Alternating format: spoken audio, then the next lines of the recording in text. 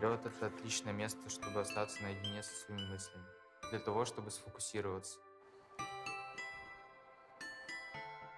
Só me vem Dubai na cabeça. Aí eu olho o Discord, loops classificado. Aí caiu a casa. Assim, ó. É, eu tô buscando. É, que é melhor.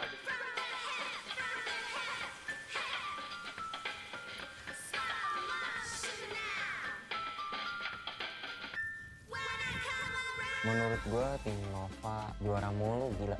Gue bosen sampai lihat dia juara. 而且上个问题可以重新来一遍，特别强的队伍嘛。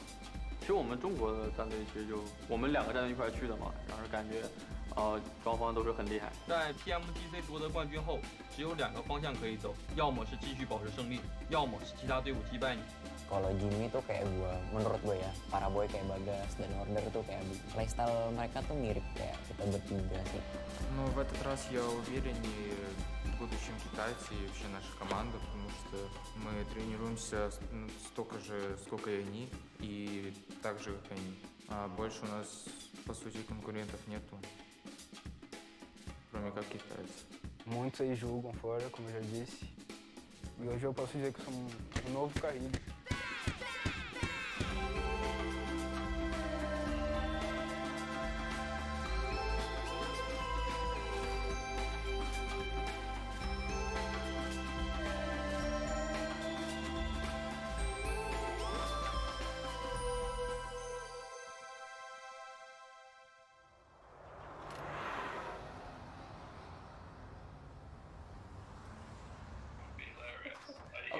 Okay.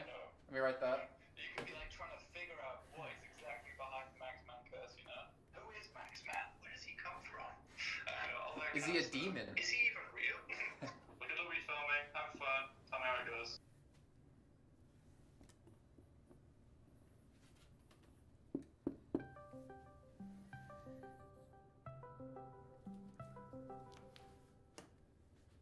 Hi, Jason.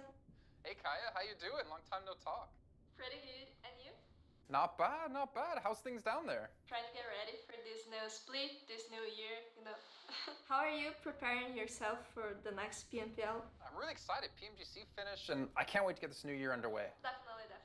Honestly, Kaya, PMGC, I still don't know what the hell really happened. I mean, you had Loops get disqualified and disbanded, and then you had Alpha 7 finish 9th place with Carrillo there with the team supporting them in the finals. Like, what's going on with the Brazilian scene? I got to cover them. I know how good they are. I think everyone is kind of shocked right now. They're still trying to figure out what really happened, and I don't think we're going to know it so soon. It's a great opportunity for all of them to get a new start, a fresh start, to show what they're capable of and to be on the top.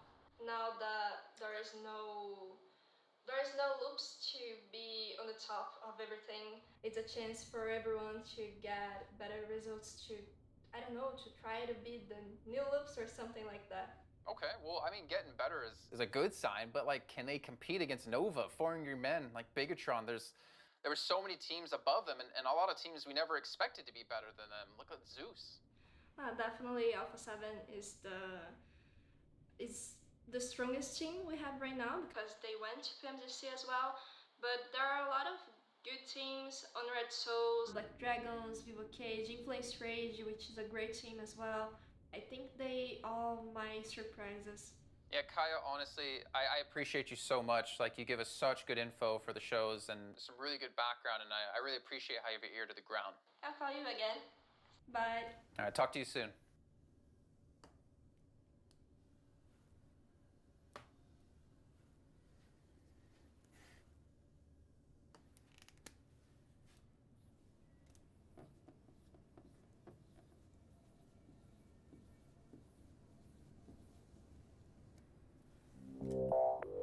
Loop's having a little bit of a meeting here about what they're going to spend their $20,000 on from qualifying in 6th place. Let us pray. What are you going to spend your share of the 20K on? Oh, I don't know, I think. Not yet, not yet. But either way, they will stay strong.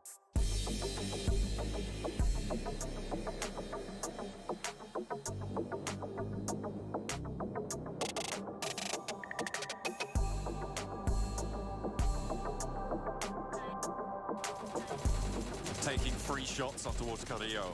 He knows he wins these trades.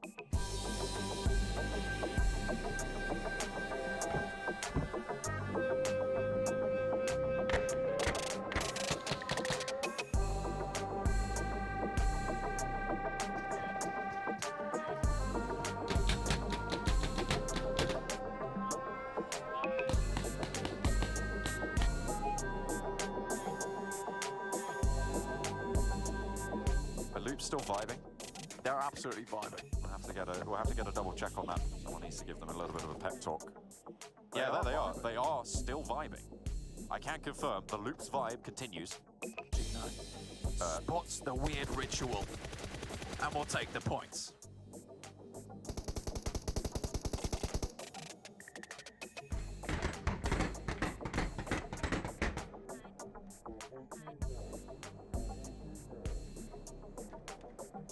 Dá maleta. Dá maleta. Sai de fininho. Vai, vai, vai, vai. Mete bala, mete bala, mete bala. Nice, é isso. Bom, acredito que para ser um jogador profissional não tem segredo. Basta ter muita dedicação, foco e força de vontade. I feel like if you're not one of those who have participated in these big past events, then you're gonna crack under that pressure. Or maybe, again, you turn out to be a diamond and you turn out to get into PMGC and win the whole thing and make a dynasty of your own.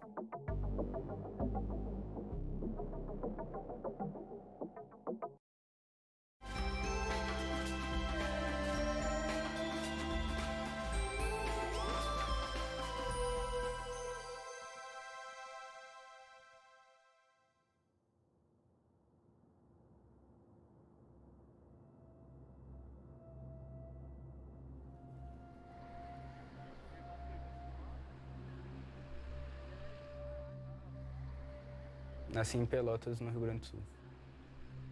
Sim, é bem diferente. Lá é um lugar mais calmo, assim, do interior. Tu não vê tanto movimento. E logo que eu cheguei aqui em São Paulo, a primeira coisa, assim, tipo, diferente que eu senti foi o movimento, sabe? Aqui tem muitas pessoas, muito barulho.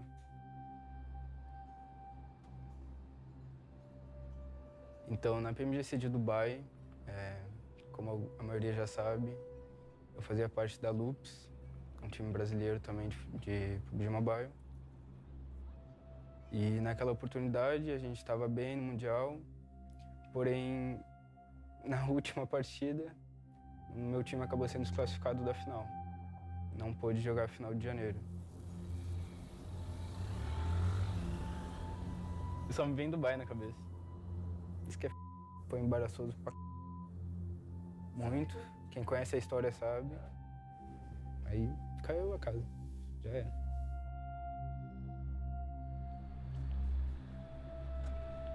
Surgiu uma oportunidade de falar com o Carrilho e o Senab, que conversou com ele, chamou ele para ir para Dubai com a gente. Então, na verdade, eu sempre quis fazer parte da SET. Sempre via um bom time, uma boa estrutura, a melhor estrutura que o Brasil proporciona. E eu sempre tive essa curiosidade de como é que era estar aqui, fazer parte desse ambiente. Foi, assim, muito gratificante para ele ser reconhecido pelos outros jogadores que ele não tinha conhecido ainda. Eu acho que cada coisa que a gente fez por ele foi fazendo com que essa tristeza passasse, porque o sonho dele ali foi jogado no lixo. Nós conversamos com o Carrilho, até mesmo lá, durante o Mundial. Aí depois que acabou, de fato, o campeonato, entramos em contato com ele e ele cedeu, né? E hoje está aqui na SET. Chegando na SET, eu tive muito suporte, muito. Então eu sou muito grato por fazer parte dessa família muito unida e feliz que é a Alpha 7. Ô Senab, Eu sou Alessandro, conhecido como Senab no jogo. tira uma foto aí. A gente aqui na Alpha 7 é uma família mesmo. Cada um é irmão de cada um. Não, eu posso ir aqui atrás? O Carrilho na Alpha 7, ele é IGL e Entry Fragger. O Mafioso aqui na 7, ele é suporte. O Revo atualmente tá como Fragger, juntamente com o Carrilho. O Senab atualmente ele tá como flanco. Pra mim não foi O difícil é eu ser o quinto player, não. Porque o que importa é ganhar. Se o time tá indo bem sem mim, só bora. O Sueguinho é um menino muito maduro, muito batalhador. Ele é um menino muito família, que faz tudo pela família dele. Então, assim, o que trouxe mais a maturidade para ele foi essa responsabilidade com a família dele, com a irmãzinha dele, a Isa.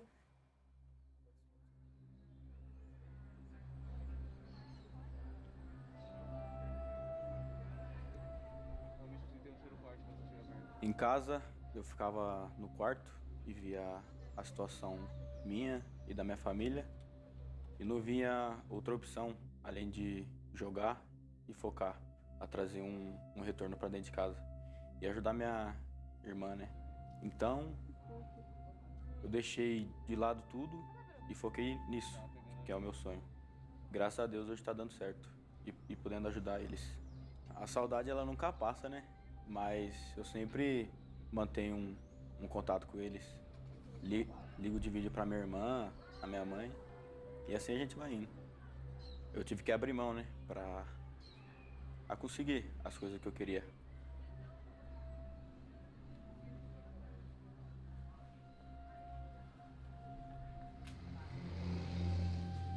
A Alpha 7, o que diferencia não é a casa, é a vontade de querer dos players, né? Então, você pode estar numa mansão, mas se você não quiser estar no topo, você não vai estar.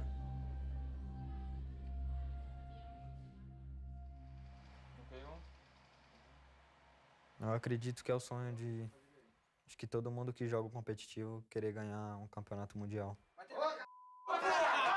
nossa! Alfa 7! É o de puto que não gosta de você! É o puto que não gosta de você! Que entra na play e bota que entra na play e bota Alfa 7! Alfa 7! Bora!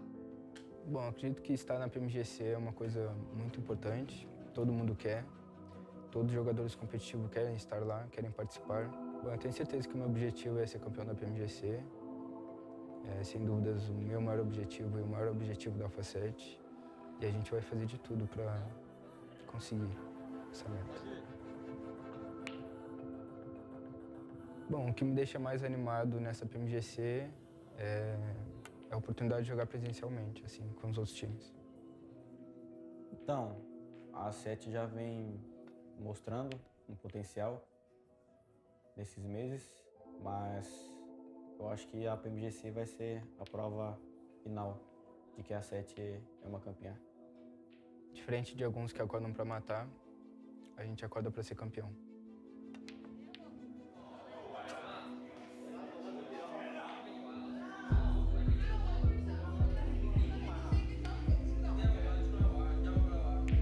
很多选手都非常厉害，要想始终保持第一名的位置不容易。在 PMGC 夺得冠军后，只有2个方向可以走，要么是继续保持胜利，或者是其他队伍击败你。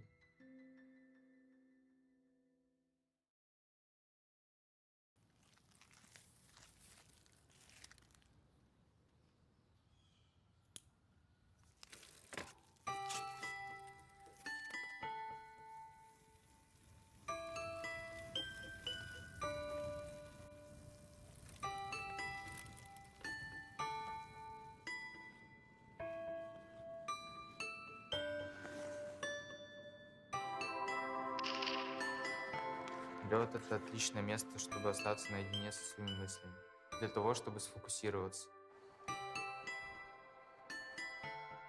Só me vem Dubai na cabeça. Aí eu olho o Discord, Loops classificado. Aí caiu a casa. Que melhor.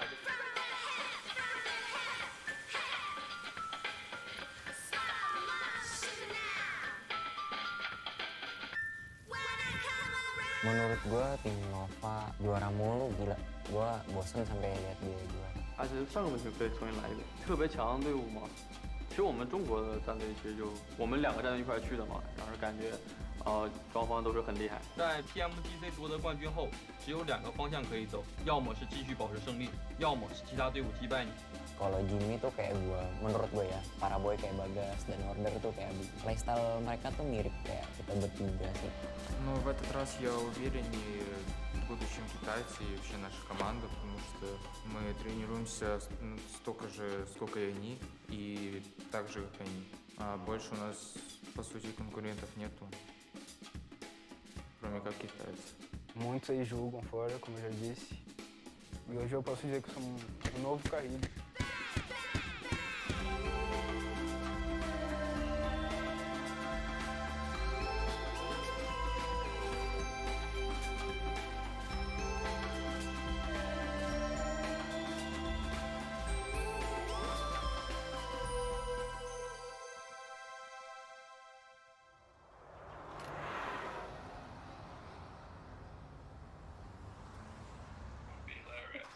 Okay, okay. Let me write that. You could be like trying to figure out what is exactly behind the Maxman curse, you know? Who is Maxman? Where does he come from? All that Is kind he a of stuff. demon? Is he even real? Look at Louis filming, have fun, tell me how it goes. Especially Damwon Kia, because they were a team that was quite disappointing, but they are sitting pretty comfortably. The transitioning into Super Weekend is always not easy. Tarzan, I'm a little disappointed, but don't worry, because if you look at the team list here, there's one massive team missing. Nova did not qualify into our second Super Weekend, but that worries me, Max. Is this replicating the performance from last year where they didn't qualify? I believe it was in the second or third Super Weekend. I can't remember which off the top of my head, but they still went on to win the entire event. Well, I think we've got to stop saying BTR prank, okay? I think that's not valid anymore. I think we've got to start saying this Nova prank that's happening right now, okay? They're just taking a little bit of a break, a small vacation before going into that third Super Weekend, which I'm pretty sure they're going to try their best to make into that tournament. They're still trying things out in the middle of the tournament, so that's pretty much expected from Nova. But man, looking at these rankings, 155 points here, Jason. 70 eliminations from Infinity, absolutely shredding it so far in this tournament. But when you've got 4 rivals, DRS and Nova trying to potentially catch up. I mean, Nova not going to be catching up, obviously, because they're not making it in the Super Weekend, but they've started off strong and they're going to try and hold on to that huge lead they already created for themselves in that first Super Weekend. Exactly, and obviously that was a great start. They had a really good performance as well when it came into our league play, leading the pack here. I think at 100 and was it 110 points. Actually, Star Wars Esports passed them at 140. But as we look down the list, Enigma Galaxy. I mean, this is very important here for Enigma Galaxy to requalify Tarzan because they are bottom of the table. It's huge, like, for them to come back the second week to do a little bit better. But I love to talk about how teams get their points, right? Because we've got Sanhok in the mix. So I think Raouf, from the way that he was playing the heal strat, was so key into getting them back into Super Weekend 2. And this is the time to prove themselves because there's a lot of catching up to do. We can see kind of our stand-up players, or some of our stand-up players. Newsy, I mean, he was on everyone's mind when it came to the Super Weekend last week. And of course, as they played out throughout this week in League play, though they didn't even use him day 2, I believe, if I'm not mistaken, because, well, they didn't need to. They were already qualified through, Max. And we talked about this with Kalaris on the desk extensively, saying that this is the best moment to get experience for your subs. So they had Near coming in, had a little bit of a struggle here and there, but at the end, it's still really valuable experience that he can bring potentially to the team later on if there's a need to have him sub in at some point in time. But Newsy's not even the player that really stands out to me. When you're looking back at this second league play, I'm looking back at Logan. He was the top 3, the third best player in terms of overall eliminations, getting himself a total of 17 over those 8 games. He was impressive, which is great to see because we maybe have that little thought process of, oh, we're seeing a lot of Newsy, he's kind of doing a lot of the work solo. No, that is not at all the case, I would say, Tarzan, because Logan's doing great, Mella's doing fantastic also in his own regard. Like, the entire team is definitely pulling their own weight. It's not just Newsy. The great thing about this team is they have good roles when it comes to approaching a fight. Like, that is very, very key, and sometimes that is how team dynamics work. But the thing is, sometimes with that type of idea, you would say, hey, then some of the players would have their stats suffering, right? But not really the case when we look at those total damage like a few days ago. Out of the top 5, 4 of them are from that main roster. So they are for sure finding the way through decoding, finding the best way to play this game so far. I mean, we were talking a lot about Paraboy. If you talk about the Infinity, I mean, Paraboy was like leading them in damage for the whole time. I'm not sure if at the very end he still held He on was to still that there. strong. Paraboy was the top 4 in terms of elimination at the end of the league play, and in terms of overall damage, he was top 3, right behind Action and Top, which are you going to be Action and Top after how good of a league play they had? It's pretty hard, but the fact that they did not qualify and that Paraboy is that high is so impressive, Jason. I mean, it was a 74-point difference between the Infinity and Nova, and Paraboy was still rivaling them at the top of the table. That's honestly a true testament to how strong of a player he is. But as we can see here, the schedule for today and the next 2 days, it'll be Erangel, Miramar, Erangel, Sandhawk, Erangel. So we're not going to be having 2 or 3 Sandhawks a day anymore. There's not 2 or 3 Miramars like we saw in week 1, but we will have 3 Erangels. So for the teams who have a very strong Sandhawk, I mean, obviously it's great to be able to put up consistent points like the Infinity does, but you have to be a more rounded out team and definitely a team who can play on Erangel a little bit better here, Tarzan. Yeah, for sure. And we talk about adjusting and preparing for Super Weekends and thinking about certain teams not being in the lobby. And I think it's quite interesting that Nova's not making it. Of course, it's a heartbreak for a lot of people, but the fact that it opens up Gatka very early on may be a huge point for some of these teams into claiming some early priority positions, maybe on the Western shift, right? So that is the type of changes that we're looking for maybe in the macro sense of things. Yeah, and obviously, I think for me, it's about how teams adapted from week 1 to week 2. Again, it's not like do or die time right now for any of these teams. It's not like you need to put up big points to try to qualify, unless maybe you're Enigma because you're sitting really low at 47. But again, it's about creating that buffer for you. I think the pressure for any team out there is mostly towards your Bigatron and your FaZe Clan, right? And Damwon, because they have 0 points. They need to catch up to Enigma. They need to catch up to these bottom tier teams. And if you're one of the teams like Nova, well, I guess maybe not Nova, but Deadeye's guys and DX Xavier, there is a chance that these teams could catch you and pass you. So you're sitting there watching, biting your nails, getting really worried. The pitter patter of sweat landing onto the ground of, trying to hold on. I think that's Imperial from a distance. We can hear him. He's definitely sweating a bit for a few of the teams now.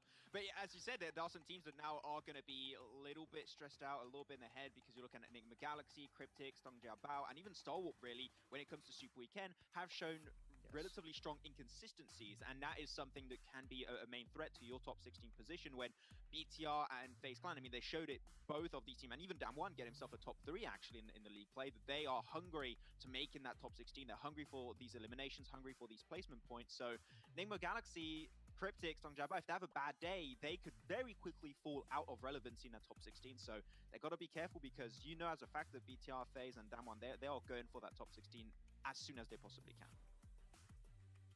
Okay, well, I think one big detriment that could happen for some of these teams if your opponent is using a 1+ die, which fun enough is actually your sponsor here at PMGC with its flagship performance and immersive 120Hz display and hyper-touch technology made specifically for gamers.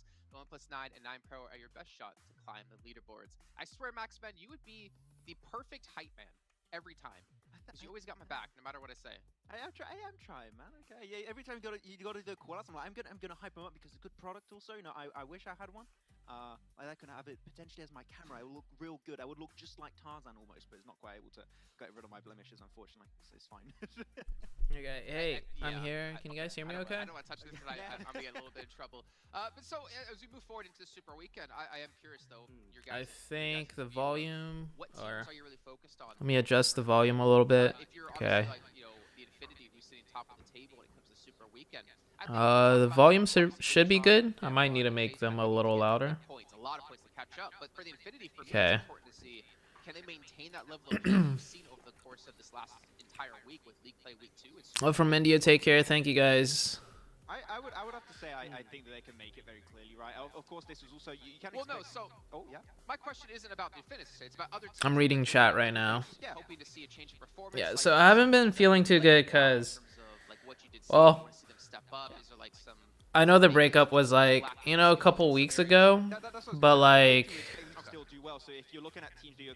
how should I put it? Are you analyzing the West stream today? No, probably not. I don't think I can watch the West stream because I'm also an analyst in the West stream, so I don't think so. It's echoing. Yeah, Nova didn't qualify. Hello, ZooTay. Hope you are fine. Love from India. Yeah. Great one, Max. I think Did you see the highlights in India have been getting 70k to 100k views per video? Guess you're popular. Yeah, I guess I need to make more videos on that. Like, I've been reading some of the comments on those videos, and some people aren't fully understanding. Like, I have a lot to talk about. I haven't really done anything this week because, like I said, I haven't been feeling too well. So yeah. Oh, were you the one that messaged me on Twitter? Shinichi.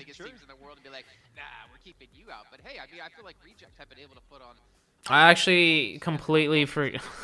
This is gonna sound bad, but I actually completely forgot and wasn't planning on viewer partying because I've just been feeling so blah lately. But yeah, somebody messaged me on Twitter, are you gonna viewer party PMGC East? And at first I was gonna be like, not feeling too well, but then I realized, like, why not? It'll be good for me to talk to you guys again and talk to some people. Did you watch RC Divine versus STE Action TDM? No, I haven't. I haven't watched any videos on anything, really. Hey, Xylee. So it's almost half of what they've got through that league play. Then you have to ask, how much of their following performance was due to a very strong start, and can they replicate that here? Hello, ZooTay, how are you? I'm a big fan from Nepal. Can you say the word? I'm not saying any words until some other people in the chat let me know what it means. Yeah, my face cam's up there. It's kind of small right now. Up there, but not always the team getting chicken dinner after chicken dinner like we saw from Stalwart in the second league play. So I think Team Secret, if they just keep cruising through the entirety of the let me. stage, I think I need to hopefully in the grand finals in January. That's when we might see them actually go full tryout, full throttle in that kind of event. And I think that they could be a team to contest. Okay, that looks better. In the scene at this type of level. So yeah, I think if you just forget about them, which I think a lot of teams are doing right now, they could be a very scary contender at the end. Well, Max, I want to put you on the spot a little bit here, because you kind of said it earlier on today when we started the show. Two teams who It's echoing? I haven't seen anyone else say it's echoing. What's echoing? Oh, like the stream? And he popped off. Like, he really did some serious work and had some fantastic plays, especially thinking back to, I think it was our final airing belt. Nothing should be echoing. Is Nova out of PMGC? No, they could still qualify with just 2 super weekends. This is something that Tarzan brought up, is that B11 was actually playing. Order was playing scrims with Team Secret yesterday. I think that was just probably for fun. I want to see him just like we saw BTR use Yuhai and keep him as the main roster. Stream is still echoing? I want to see more B11 in the Super Weekend itself, because I think he can bring just so much to the team as a whole. But Tony K, MR5 have been 2 other players that we've been seeing. Hold on. What is echoing? They bring every single game. And it just seems like they're a lot more coherent now. Because don't forget, before this PMGC, this was a team that had no global stage experience such as PMGC, but now they're able to improve a little bit more time after time. Sure, it was a big miss on that first Super. So it's the stream that's echoing, or like my voice is echoing?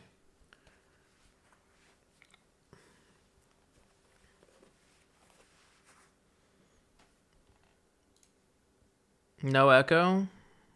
Oh, okay. I mean, to be fair to them, at least TX, I'm not confirming a team until the start of next year. Like they don't, and I wonder if that's maybe the strength of FaZe Clan is the fact they have 2 players they can rely on for that experience, and hopefully for. How do you improve on close range from pushing toward opponent who is on cover?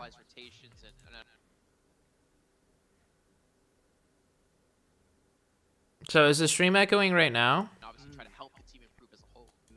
They can focus on being someone who maneuver the energy within the team. Of course, there will be ups and downs to a tournament like this. These are where those keywords come in, and I'm going to say this again until I'm broken record, but Esports is a cognitive sport, and after all, it's about how often can you enter the flow state to show your true potential. Stream was echoing again.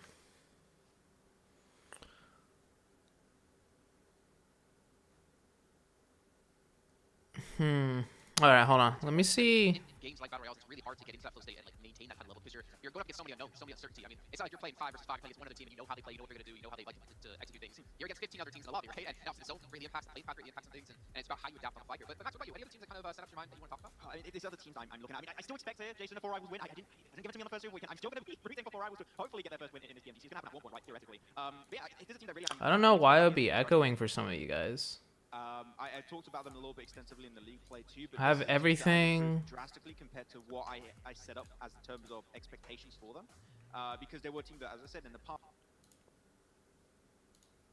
especially last PMGC, very stubborn, not willing to change drops, not willing to change their rotations, and always would lose a play or two very early, especially in that Yasnaya Pollyanna kind of position.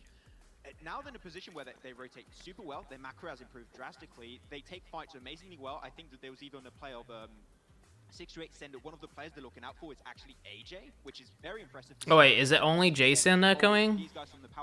So it's not my stream, it's just Jason. DRS now has just came in as the, for me at least, the big surprise, the biggest improvement from last year to now. Interesting. I mean, again, I was kind of hoping every region would really love step up over the course of this year, and we obviously got to see some like. Oh, it's just. Through, you know, you think of Zeus and the big. Oh, the echo's just Jason. Okay, got it. The usual headphones I have, I left it in the car, so. Have a lot of experience, and to see them continue to improve is, I think, very important. Because some other teams out there, not gonna name any in particular, we just haven't seen really any improvement from year to year, and we've seen roster changes happen within the teams, and even that's not fixing things forward. So, well, obviously we'll find out when the time comes if they can make it happen when the pressure is on, and maybe turn themselves into Diamond. Anyway, speaking of diamonds, speaking of gems, we got 2 gems actually going to be brought into the show now to cover the first match. John Allen and Blank, why don't you guys come in, say hello, and take us into that first match.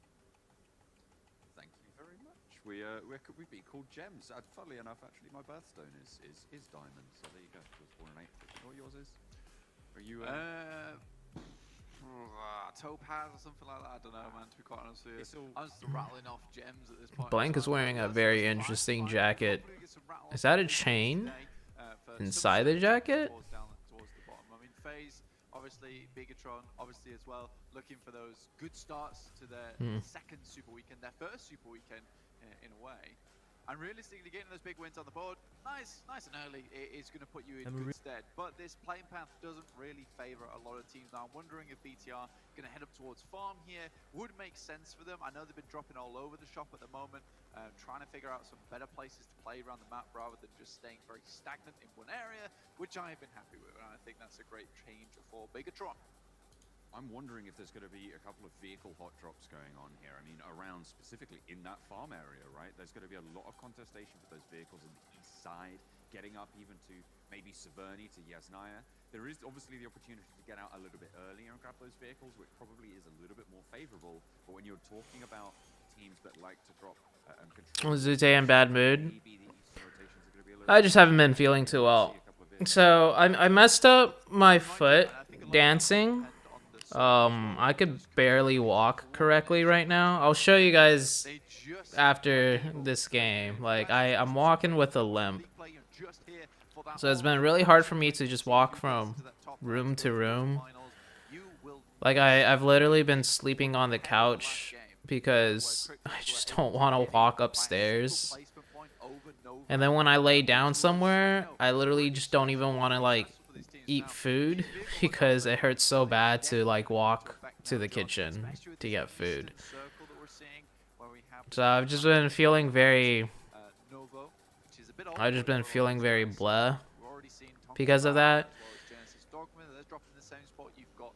And then another reason is I don't know. I think so I broke up with Saku, my girlfriend. If you guys don't know, I was in a relationship. Most of you guys probably know. I was in a relationship for like 5 years, and we broke up. I moved out of her house and stuff. And I think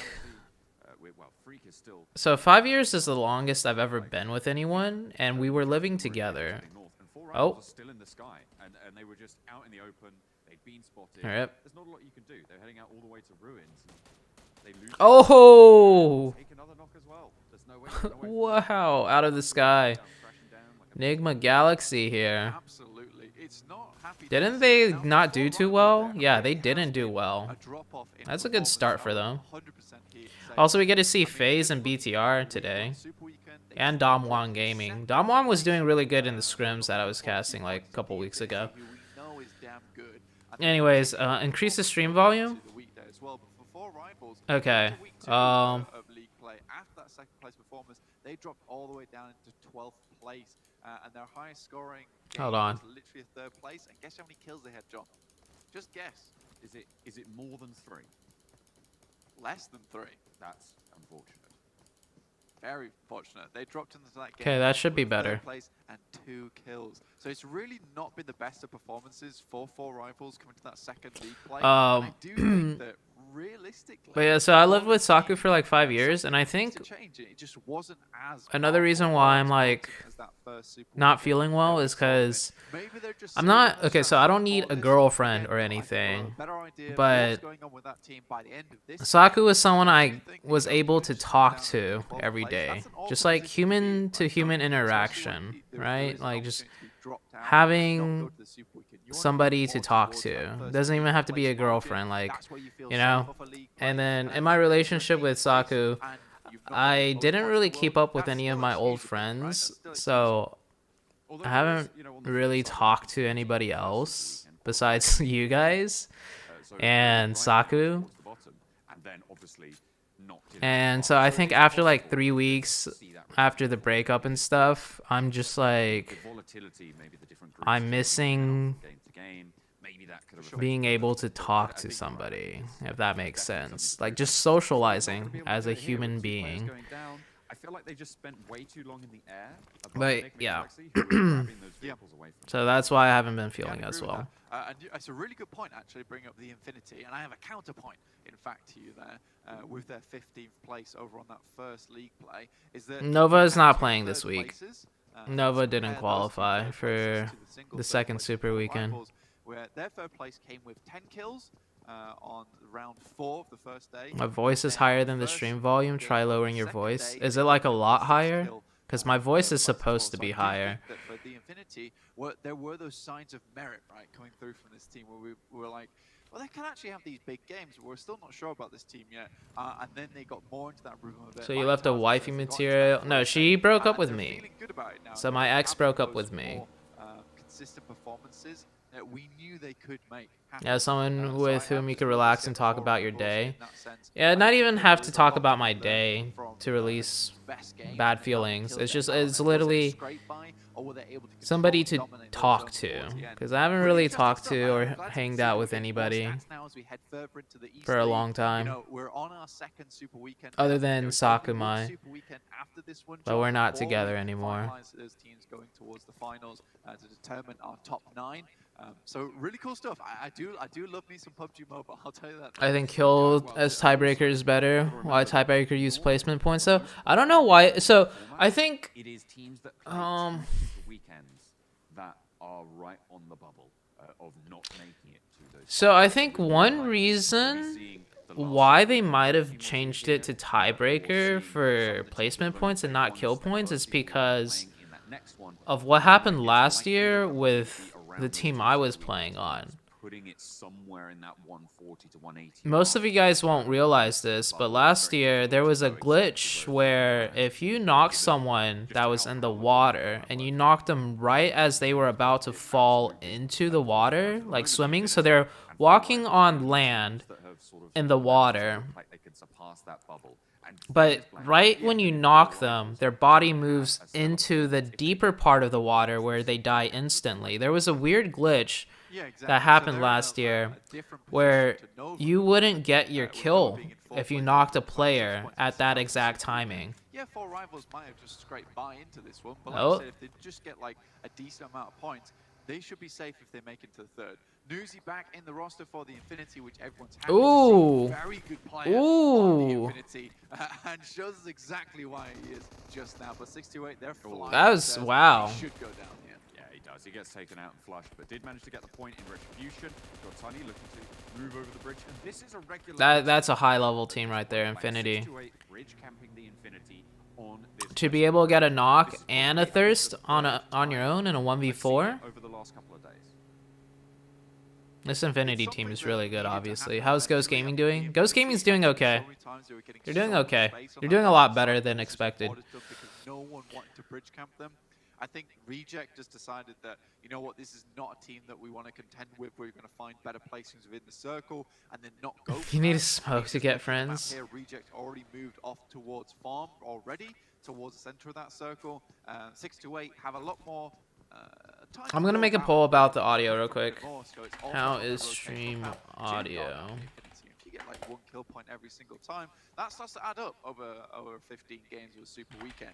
Or how is mic audio? Let's start with the mic audio. Previous point as well, just about Nova, considering they'll get into this one. Yes, they had a 4th place finish though. So on the flip side for Bigatron, now there's a lot of pressure on them in the last 2 Super Weekends because there's no breaks now, right? There's no breaks. For Nova, there is a slight break now where they can kind of analyze the games, figure out what's going on, understand what's happening next. And that's okay, and then okay, what was so there was a glitch last year where if you knock a player in the water while they're on the land, and right as you knock them, they fall into the deeper part of the water, you don't get your kill point for that.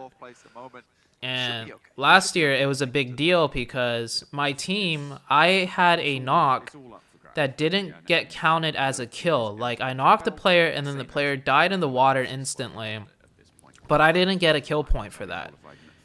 And that was actually the difference for our team in being in 3rd place or 4th place, which was also the difference in qualifying for the next stage in PMGC or not qualifying.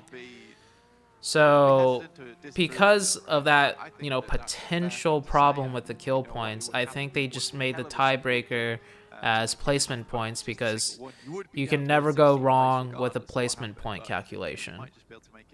Looking at the teams here, you know, a lot of this eastern side of the map very, very much clear at the moment. Before it was kill points, right? They're not dropping over towards Lipovka, so Tongji about taking advantage of that, heading towards the south side of. Dude, Infinity is just owning both S2Es right now.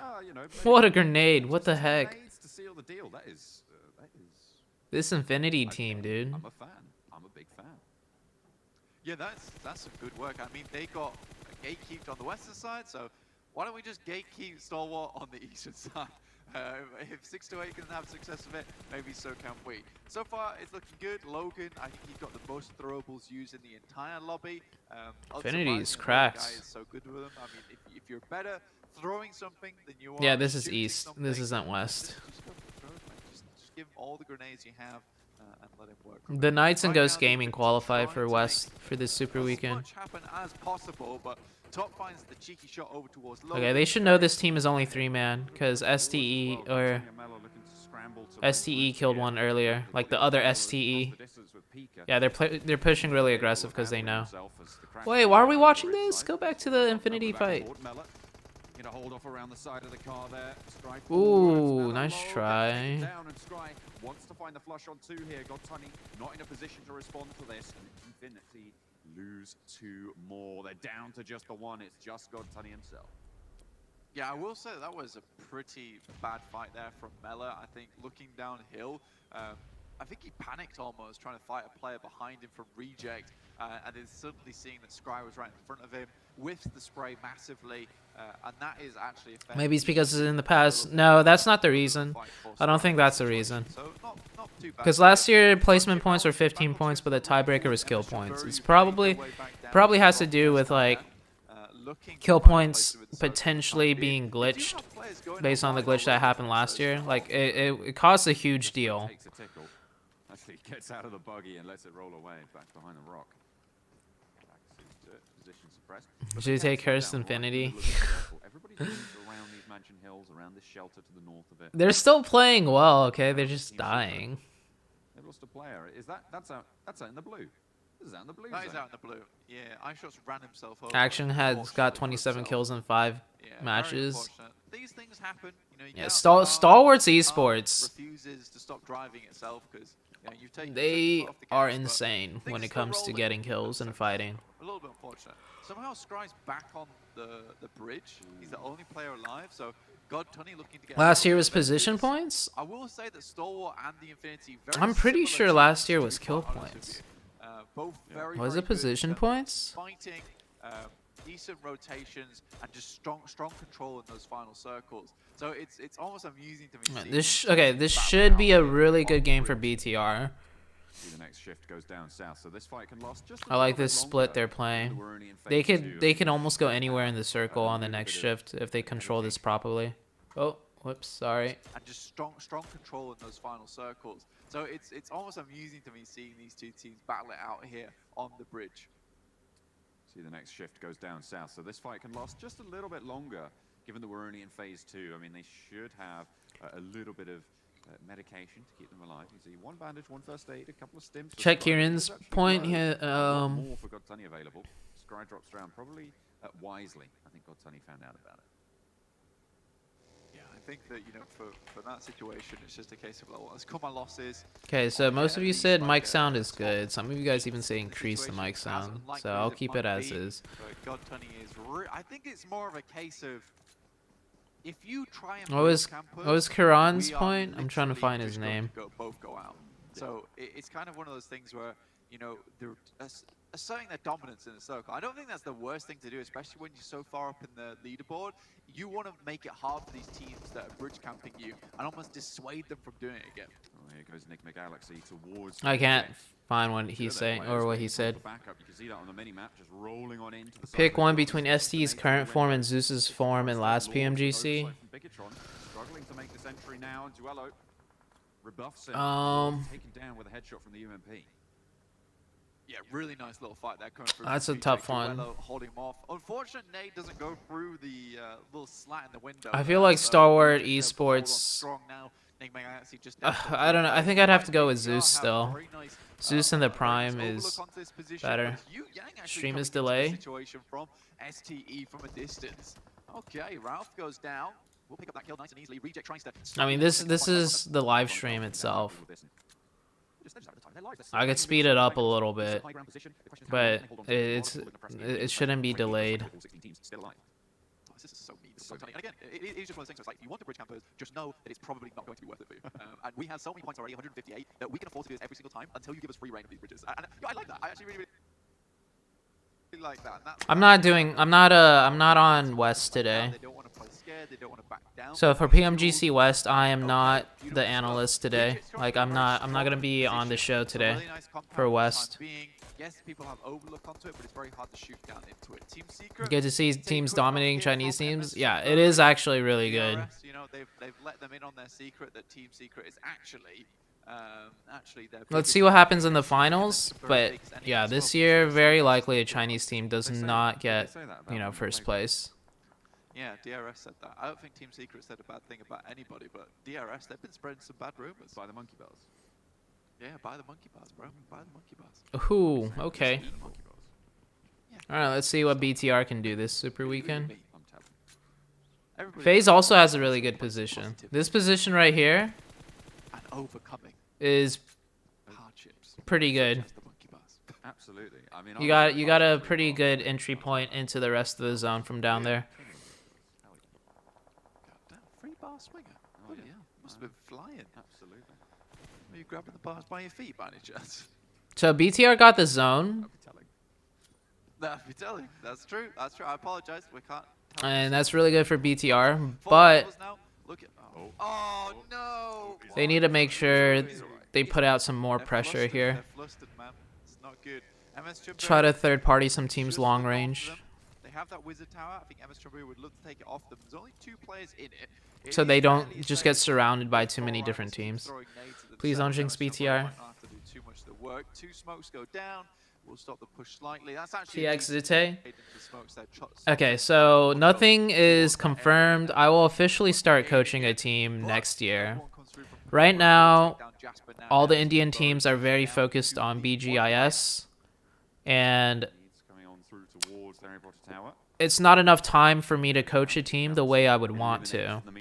I would want to coach a team completely, like from their rotations to how they fight to just like the way they play the game, pretty much.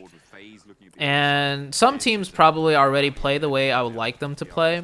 But as far as rotations and team fighting and all of that goes, I don't want to change too much because that will make the team weaker because there's not enough time for them to learn everything. So that's why I don't want to really start coaching right now. Because if I coach right now, I'm going to have to limit a lot of what I want to do with a team as a coach. And I feel like it would hurt the team more than anything. So I want to start coaching next year. Ryzen is benched? Oh, I didn't even notice. Not this time around. Did take a little bit of damage off the down player, but the Rezzers can come through, and Lazy Boy now wants the challenge. 2 versus 1. 3 knocks almost immediately, and Prestigo goes down second. Now just Fidan left for Rico Infinity team as Cryptics. They got into Super Weekend. Oh, that grenade though. Teeth, and they are not about to let that opportunity slip away from them. Fidan wants the challenge. FaZe with 3 kills. It's finally Stillwater eliminated. Yeah, FaZe is in a good spot here, even though they're on the edge. Oh, we love this guy as a solo player. Lazy Boy. Your views on the end of Chinese domination this year in PMGC? I mean, we still gotta wait to see what happens in the grand finals. In the grand finals and the finals. Because right now, these points, if you guys didn't realize, these points, you just need top 16 to qualify into the finals. There's no money right now if you get first place. After 3 weeks, if you're in first place, there's no special prize money. It's just top 16. Just like in the regular league week, top 16 makes it into Super Weekend. And the top 16 out of all the Super Weekends makes it into the finals for PMGC East or PMGC West. The money prize pool doesn't come in until PMGC Finals, which is after the Super Weekends. This looks over the top side and explodes in mid-air to get the knock. Really well done there. I think that the issue comes in the fact that he's fighting uphill, so his spray angle is just directly onto the McLaren. Does that make sense? So, performance-wise, you always want to judge team performance based off when there's money involved, right?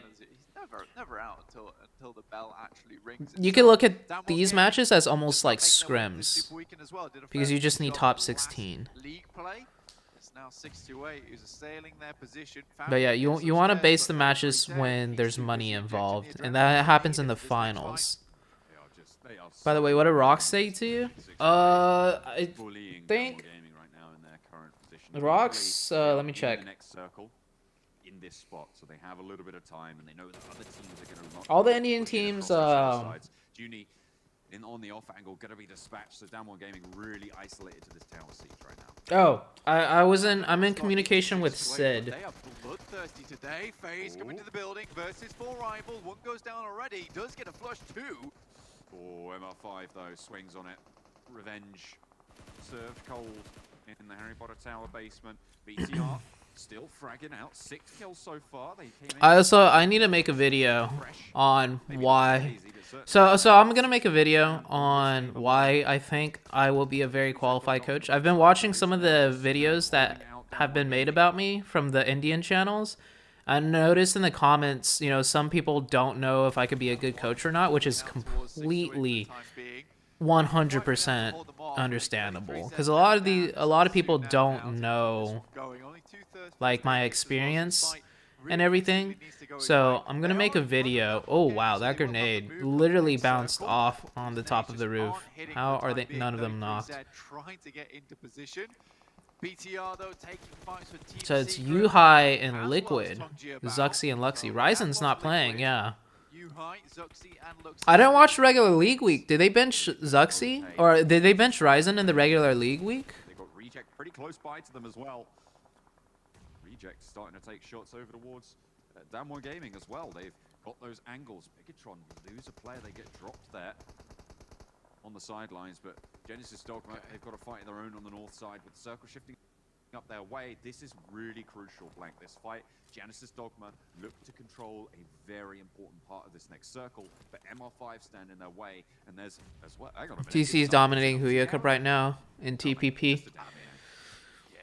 That's a very. I mean, we all know TC was a really strong team, man. We all knew TC deserved to be here. To be honest with you, they've They've got up those stairs. They've clambered towards the top. Literally, if the TC team was formed one season earlier, they would have enough points to qualify. For sure. So TC only became TC, like those 4 players, in Season 3 and Season 4. Season 1 and Season 2, the TC team was not the TC team we know now. So they basically missed half a year of point opportunities. And they got 2nd place in the Grand Finals twice. So just imagine if they got to play as that team in Season 1 and Season 2. They would for sure qualify through points. But, you know, always next year. This is a great first game entry. To be able to survive to top 6, I think is really buoying confidence-wise for these teams to come in and have this sort of an impact. ZooTay knocks on the high ground rock, but gave them a little bit of oversight into their forwards movement. MR5 finally dispatched, goes down in 6th. 5 points on the game, it's not great. So BTR got all the zones, but like I was saying, like, it's going to be hard for them to... They need to make sure they keep up the pressure. So not too many teams with 3 or more players alive push up next to them. So I think they're losing a little bit of control here. Should we decide the title of video? About my coaching video? Like why I should be qualified to coach? Sure, we could talk about video titles. Did you talk to TSM manager? I don't think so. But now they need to focus on one side. I don't think they can keep splitting their attention like this, and they'll need to deal with one side of the map and then slowly move their way around. Basically, Getting this small in the circle. Genesis Dogma still have that plateau to play around from the north side. Fabian so close to danger. Sarah with the nade cook in hand doesn't quite pull it out in time, but doesn't go down. Fabian doesn't quite land the spray. Sarah low as well, gets knocked. Duello, oh, he's going to be saved by the bell there. Booms comes in, destroys this push from Down 1 Gaming. Fabian falls finally down and eliminates. RC could still keep 4 alive. GD Gids with 10 kills right now. There you go. You got chances. The zone goes to GD Gids. They're here, back once again, making a ruckus, making a mess in your house and leaving before they clean any of it up. It's a bit of an awkward one. Reject, though, they're happy about it. They'll take the after party here, even if it means a little bit extra broom time for them, because it kept them in the game there. Now, down to 4 teams, 12 alive. Genesis Dogma, Booms goes down. Have a little bit of a If RC pushes GD right now, he could easily win. What did Rox reply? So Sid replied. Rox didn't really reply. Sid said he'll just keep me informed and let other Indian teams know that I'm looking to be a coach. Right now, it's about staying alive. Luxy, those spots out. Divine will take the shots. Going to go for the flush as well, but he's in the blue. He has to step up for this one. This is a crazy maneuver coming through from him. Yuhai goes down. And I don't think Luxy's long for this world either, and he's the final player. Oh my god, he's got around the site. How has he stayed alive? I feel like he didn't need to go for the flush there. Huge game for RC. Place, but they get 8 limbs. This is a really good point scoring game for them. I think that's 16 points total. Reject now suffering with losing the players on the flank. Team Secret struggling to move through, and Genesis Dogma might just be able to sit back and relax on this one. Maybe just a little bit. Well, there are still guns pointed their way. You see Duello on the flank, moving around the edge. Daybot taking damage. Team Secret trying to recuperate. I think for Team Secret right now, all their attention is going towards the Wizard Tower, because Reject, they're not going to breach that hillside that Team Secret's currently. Do you use on Godlike? I think Godlike is by far the best Indian team. And the reason why is I've heard that they've been practicing even when the game was banned. And also, I think a big reason why Godlike is a strong team is because of Gatak. That guy was... Okay, so when Gatak was TSM entity, right? When Gatak was TSM entity, let me lower this volume down. When Gatak was with TSM entity, and I was watching Indian teams play like 3 years ago, right? 2 years ago, 3 years ago, I forgot how long. A long time ago. My favorite team that I liked out of India watching them play, like their play style, was TSM entity. And I think it's heavily due to the fact that Gatak is a very smart player and coach.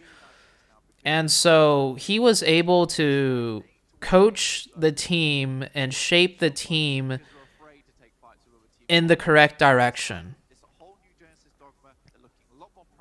And they never stopped practicing either. So,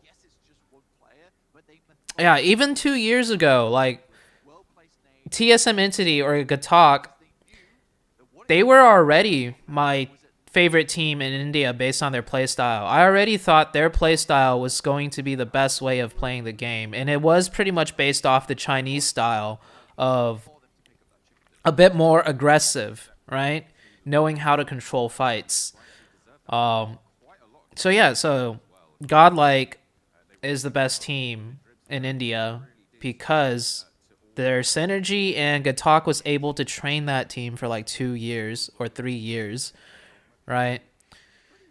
So that comes with time.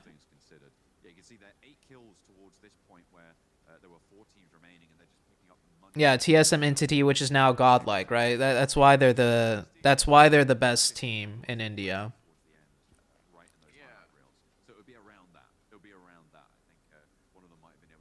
Also, Jonathan is the best player in India. I think Jonathan is just insanely talented. Like, he's just on another level when it comes to natural talent. Like, and of course he works really hard. So Jonathan has 3 things going for him. Jonathan works extremely hard. He's got good talk, shaping his team and like leading the team. Gatak is the best coach in India. And then Jonathan probably has the most natural skill for the game out of like all the other players in India. So you mix Gatak and Jonathan together, plus 3 other really good players, and you get Godlike, right?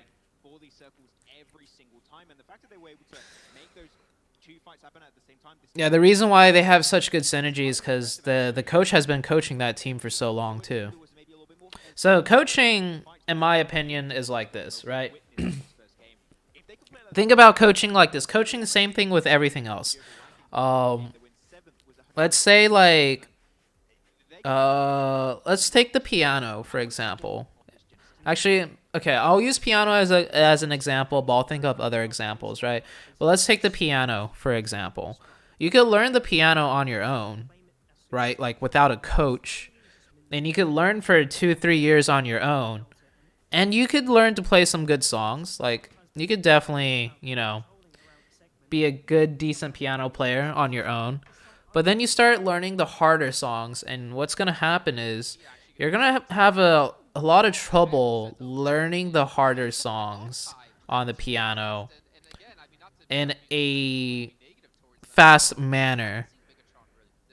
And then you're going to realize a lot of what you've been doing on your own is wrong. Like, so I play the piano.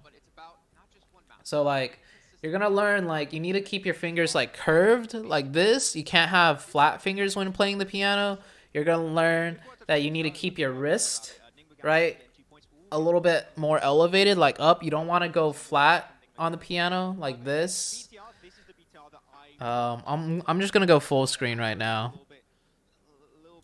because I'll show you guys, like, I fucked up my ankle also, so I can't really walk well. So I'll show you, like, why that's been a struggle. It's better now, though, but it was so bad the last 2 days. So, like, you know, like, the piano, all of that, blah, blah, blah. So, basically, you're a good piano player, but once you get to the higher levels, you're going to have a lot of trouble improving. So, similar to PUBG Mobile, you can get a really good coach to kind of show you how to play the game in the most correct, strong way.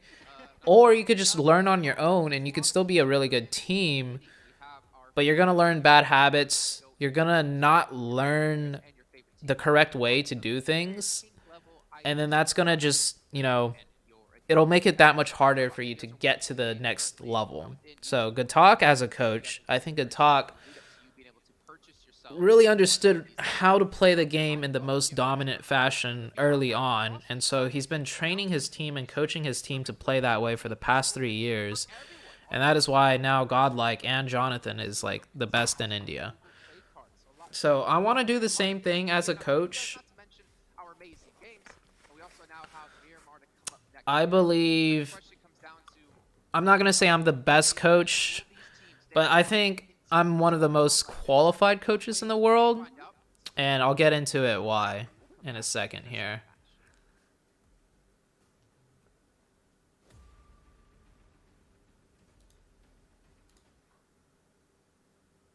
Okay, yeah, so let me show you guys. I fucked up my ankle dancing the other day, like 3 days ago. So I can't really walk too well, but I have to walk on it still, so I like loosen the muscle and the strain. Otherwise, if I don't put any strain on it at all, it's going to get worse. So right now walking for me is like this.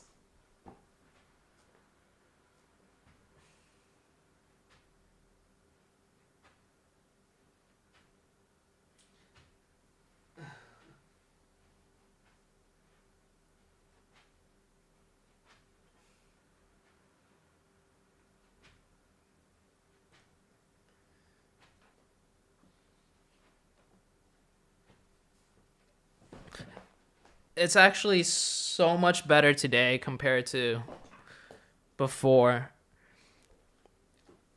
This is actually like 4 times better than how it was yesterday. Yesterday was like really bad.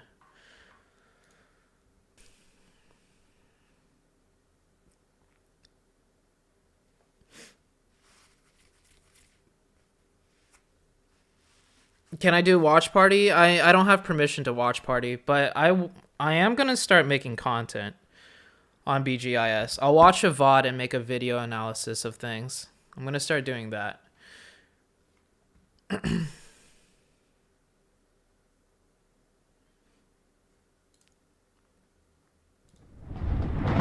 Okay, so this is why I think, and I'm going to make a video on this, on why I think I'm one of the most qualified coaches.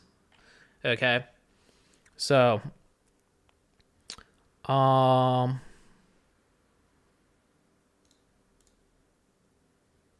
okay, so this is what I'm doing right now. So, this is for North America. You needed top 3 here to qualify for PMGC Star Challenge 2018. This is the very first Dubai that happened, okay? And then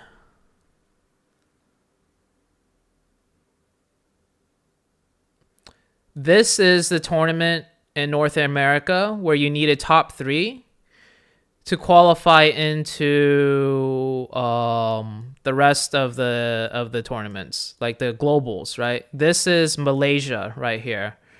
All right.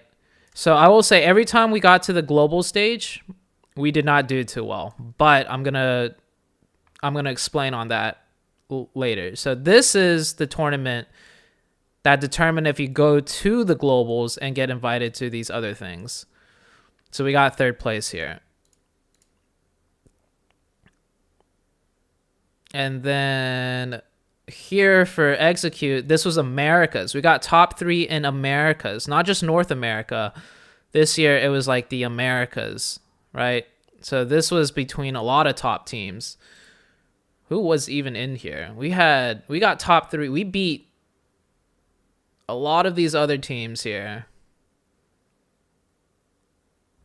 We even beat Alpha 7. This was before they got Carrillo. Well, we barely beat Alpha 7. By that 1 point, I was talking about that 1 point tiebreaker where it was that 1 point that didn't get counted for me, but we went back and watched it and stuff. So obviously this was when Loops was fucking the best team in the world outside of the Chinese teams. I think they could have beat a Chinese team. All right. Okay. So, let's see. So this was the very first tournament, right? In 2018 for North America. I played with Gangstars here. This was the second global tournament in Malaysia. I played with Omen here. And this is the third one, right? The very first global started in 2018. This 2018. This is 2019. This is 2020. And we're in 2021, but I'm retired this year. So all 3 years I made it to the globals. I qualified through to the globals playing on a team. Okay. So that's number one. Let's blow up this one too. Okay. So here's the thing. All right. 2 points I want to address real quick. This might just be the coaching video that I upload in of itself, honestly. But, okay, so first before I start, number one, yes, I did get to the globals 3 times, and I played in other global invited tournaments because we qualified that far multiple times. But I never did too great, right? The performance was always a lot worse than I wanted, right? We didn't even qualify into last year's top 16. So the reason why, though, is because I feel like the team, like the 4 players on the team, was just not good enough to play at that level and succeed. Okay, there were a lot of other reasons as well, but it's just the team itself, with myself included, we just were not good enough to really succeed that well. So you're going to see, I'm going to show you my teammates that I've had over the years. You're going to see I never had, and I was never part of a team that was like a super team. I never had 3 other really strong players on my team. Number 2, my biggest strength as a player, and the reason why I think I qualified so many times, was my in-game leading, right? I was always known as an in-game leader. I'm known for my strategy, my rotations, my understanding of the game. And PUBG Mobile, obviously, is a very, very heavy strategy-intensive game. All right, so those 2 points I want to address first. My biggest strength is my IGL and strategy and keeping the team together. Number 2, the reason why we never did well in the global stage, though, is because I don't think I had a good team. Like, overall, myself included, my biggest weakness was that I would choke too much in close-range fights. I would lose so many fights that an average global level player should win. So that was my biggest weakness, and I think overall my team wasn't that strong. So let's take a deeper look, okay? So the very first globals, Gangstars, right? I played with Angry, Pyra, Everfury, and Beowulf. Beowulf was on this team, yeah, right here. Now, out of these 4 players, and I was brought on as a sub. I was a substitute player. I was brought on as their 5th player. One of their players, Beowulf, couldn't travel to Dubai this year, so they brought me on to play with them. But I played during this stage because Pyra was under 18 for this stage of the tournament, the North American qualifier. You needed top 3 to go to Dubai here. Pyra was under 18, so he couldn't participate. So I played for Gangstars here, and we got 2nd place. Okay. And out of this roster, Everfury tried to keep competing, but retired because either he wasn't good enough or that he couldn't get on a good enough team to keep making it to the next global. Everfury never made it to the next global stage. Pyra continued to play with C9 with Beowulf for a while, so they still did kind of well, but Pyra also retired. I think Pyra could still keep playing as a top tier player, but he's retired, right? Angry, I think, was also a good player, but I don't think he qualified with Space Station the next year, but after that, he never managed to qualify to a global, the global level again. The only good player on here is Beowulf, in my opinion, like the really good player. Beowulf is right now with Ghost Gaming, and they're once again playing at the PMGC West level.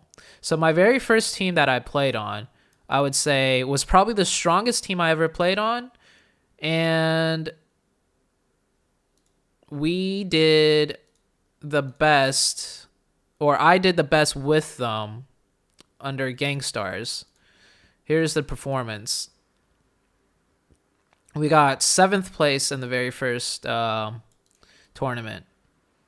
The very first global tournament. This was Beowulf, Pyra, Angry, right? We did better than a lot of other teams. The very first tournament was kind of weird though, right? Okay. So that's the first one. Now, the second tournament was this one, and I was with Omen Elite. Okay, this is in North America. Top 3 out of North America go to the globals. Okay. 3rd place. Now, the team I was playing with this year was... I was on a team with Spring, King A, Wi-Fi, and Carnage. Wi-Fi retired. King A kept competing, but could never make it to the global stage. King A kept playing with different teams. Same with Wi-Fi. Wi-Fi kept playing with different teams also, but they never did well enough to get to like even the finals of North America, I think. Yeah, King A and Wi-Fi didn't get able to get to the finals. Carnage recently on 19 Esports. 19 Esports also couldn't qualify. And then Spring, very similar. Spring kept playing, but he wasn't able to qualify to the next global stage either. Okay. And then my 3rd team, which was also a very different team with very different players, Execute. This was the 3rd global tournament for that year. And to qualify into it, it was the Americas. We needed top 3. They changed it to top 4 afterwards for the Americas. And this team also qualified, right? Now, who was I with on Execute? During that time, I was playing with Fameboys, Fate, Killswitch, and Echo. All right. Fate was the designated IGL because I was brought on as a stub or a replacement player. This was Fate's team to begin with, so I let Fate be the main IGL. But obviously, a match started. Okay, my bad. Let me refresh this.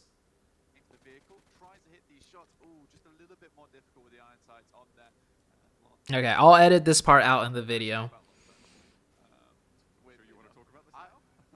Yeah, I do actually. I had a dream that told you about one miracle. Oh. Isn't that crazy? So, yeah, so Execute, right? Fate competed this year, couldn't qualify to the finals in North America. Killswitch, really great player. Plays for Xset, who is currently playing, but they missed 2 Super Weekends already and won't even qualify to the finals of the Americas because Xset missed 2 Super Weekends. And Fameboys is playing with Fate, and they couldn't make it to they couldn't make it to the Americas stage either. They like went out very early. And Echo, who was the sub player on the team, he tried to keep competing, but he couldn't get on a good team either. So basically, from all this information, right, you can pretty much safely say my IGL skills, my understanding of the game was strong enough that it could carry 3 different teams that I played on to the global level. I played with 3 completely different teams over the 3 years I just showed you guys. All 3 of those teams, the players on it were never too strong. I maybe had only 1 strong other player on the team. Like with Gangstars, I would say it was Beowulf because he's still competing and he is once again very likely to qualify to the global level. The second year, I played with King A, Wi-Fi, Spring, and Carnage. All of those players were not able to qualify to the next global the next year. All of those players. And they kept competing and either retired or just couldn't qualify to a high enough stage. Like not even globals. I think some of them couldn't even qualify to the stage before the qualification to the globals out in North America. And then the third team I played with, Execute, Fate, Killswitch, Fame Boys. They competed this year, right? I retired this year, and all of them couldn't get to the global stage besides Killswitch on XSET. But that XSET team has also missed 2 Super Weekends in a row, so they probably won't get any further now. We can then go from there and try and pop up our points in our next 14 games because they have quite a lot of games to run with. So if they're just prioritizing getting a consistent... So my biggest strength was my IGLing and understanding of the game. And I think it's just proof with what I just showed you guys that my IGLing and understanding of the game is at high enough of a level that I can have 3 good teammates. I never had 3 amazing players on my team, but it was always enough to get to the global stage. Now, once we got to the global stage, every time that I competed at the global stage, me and the team as a whole struggled a lot because, in my opinion, we never had a strong team of 4 strong players. The greatest strength on the team was always my in-game leading skills, which is why we got to the global stage in the first place and why all those players now can't get to the global stage because I'm not playing on that team. So that's basically the reasoning behind why I think I am a very qualified coach, because the coach's job at the end of the day is not to play in the game, but to teach the players the best strategy. And if my strategy and understanding of the game alone could get, you know, okay teams to the global levels 3 years in a row, imagine if I had 4 players that I could coach that are naturally very talented or very good at the game, like from a mechanics level, but then I teach them the correct strategy and the correct way to rotate, take fights, and everything. Right? So that's why I think I would make a really good coach for any team. And I want to, and my current focus is most likely an Indian team because they play the game a shit ton. They have a lot of naturally talented players. They just lack strategy because they haven't competed for 3 years in a row. And I think I'm just naturally one of the better players in terms of understanding strategy and teaching strategy and explaining strategy, which is why, you know, I would make a really good coach. You know, self-evident, right? But sometimes it just needs to be, it does need to be said, right? You just need to play better sometimes, which is unfortunate because they're obviously a very, very talented team. To be able to make it here, I mean, even to qualify for PMGC East League is a nutty accolade to have. Yeah, it is a huge accolade, and it's something that you can like put on your banner, put on your tweeters, put on your Instagrams, you know, wherever you want it to be. On Facebook, you can just have it as like your profile photo. I don't. Game sound is maxed out right now. To be honest with you, yeah, send it to you now. Send it to you now. I don't know why it's so quiet again. Like it was literally okay last game. I'll make it louder again. Around the circle sign there, like a couple of toboggans. We will see how far these guys do get, but they're very much towards the middle of the map right now. Like, I literally have it at max. That next circle, and I have everything else set to max. Ricardo more in the mix now with the Infinity as well as Rico Infinity team coming through on that area. No Deadeye guys just yet to look at really for us, so they won't be heading over towards Picardo. Won't have to deal with them, will the Infinity or Rico Infinity team this Super Weekend. That's very staccato, I'm sorry. That's okay. I'll bring it a little bit back to the legato and draw things out. Yes, thank you. Smoother on the musical terminology. Yeah, I know who Mobby is. That, brother. Yeah, I'll be alright. I do appreciate that. Four Rivals making it smoother when as words well. fail, Oh. music speaks. Ooh, I like that. Is that a tattoo? I know Soul Sid. Yes, I know of Soul Sid. I like how you think that all my good quotes, like I've just got tattooed on my arm, just so I get like almost like an attest. I can just look at my palm and like, oh yeah, this is a good one. This is appropriate for this moment. Yeah, absolutely. It's, TC would be qualified if ZooTay was coaching them. I mean, the way TC plays is pretty much how I would like to coach a team anyways. I think TC just didn't qualify because they made a few mistakes here and there. Taking shots from PUBGMOBILE, my dream team, quite literally, this map. So we will see how these guys can do. But 628, you know, they've been playing a lot more aggressive, I'd say. Very, very aggressive, you know, almost to their detriment last game.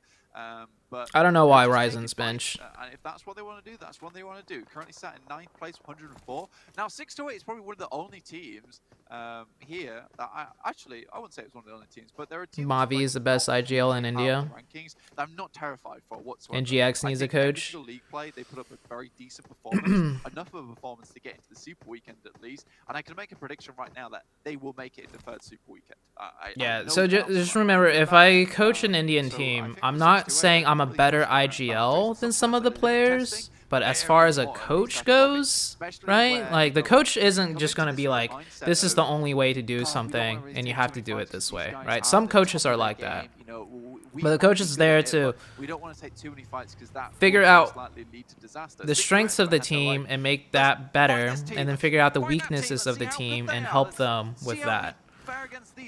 So I'm not like saying I'm a better IGL than any of the Indian players. I'm just saying as far as a coaching position goes, I literally have the experience and the results to be a really good coach. So even if you're not always winning those fights, you're losing, you know, some of those. I will be a coach next year. I'm not going to be a competitive player next year. Knowing where the top end of your variance plays can be. And I'm not picking no official confirmation on what team I'm coaching until next year. I'm not coaching this year because it's not enough time to coach a team in India. They have like a month's time before BGIS finals, and 1 month is not enough time to coach a team. Loot package, which blends in perfectly with Miramar, so that could be quite interesting when we get towards those final circles.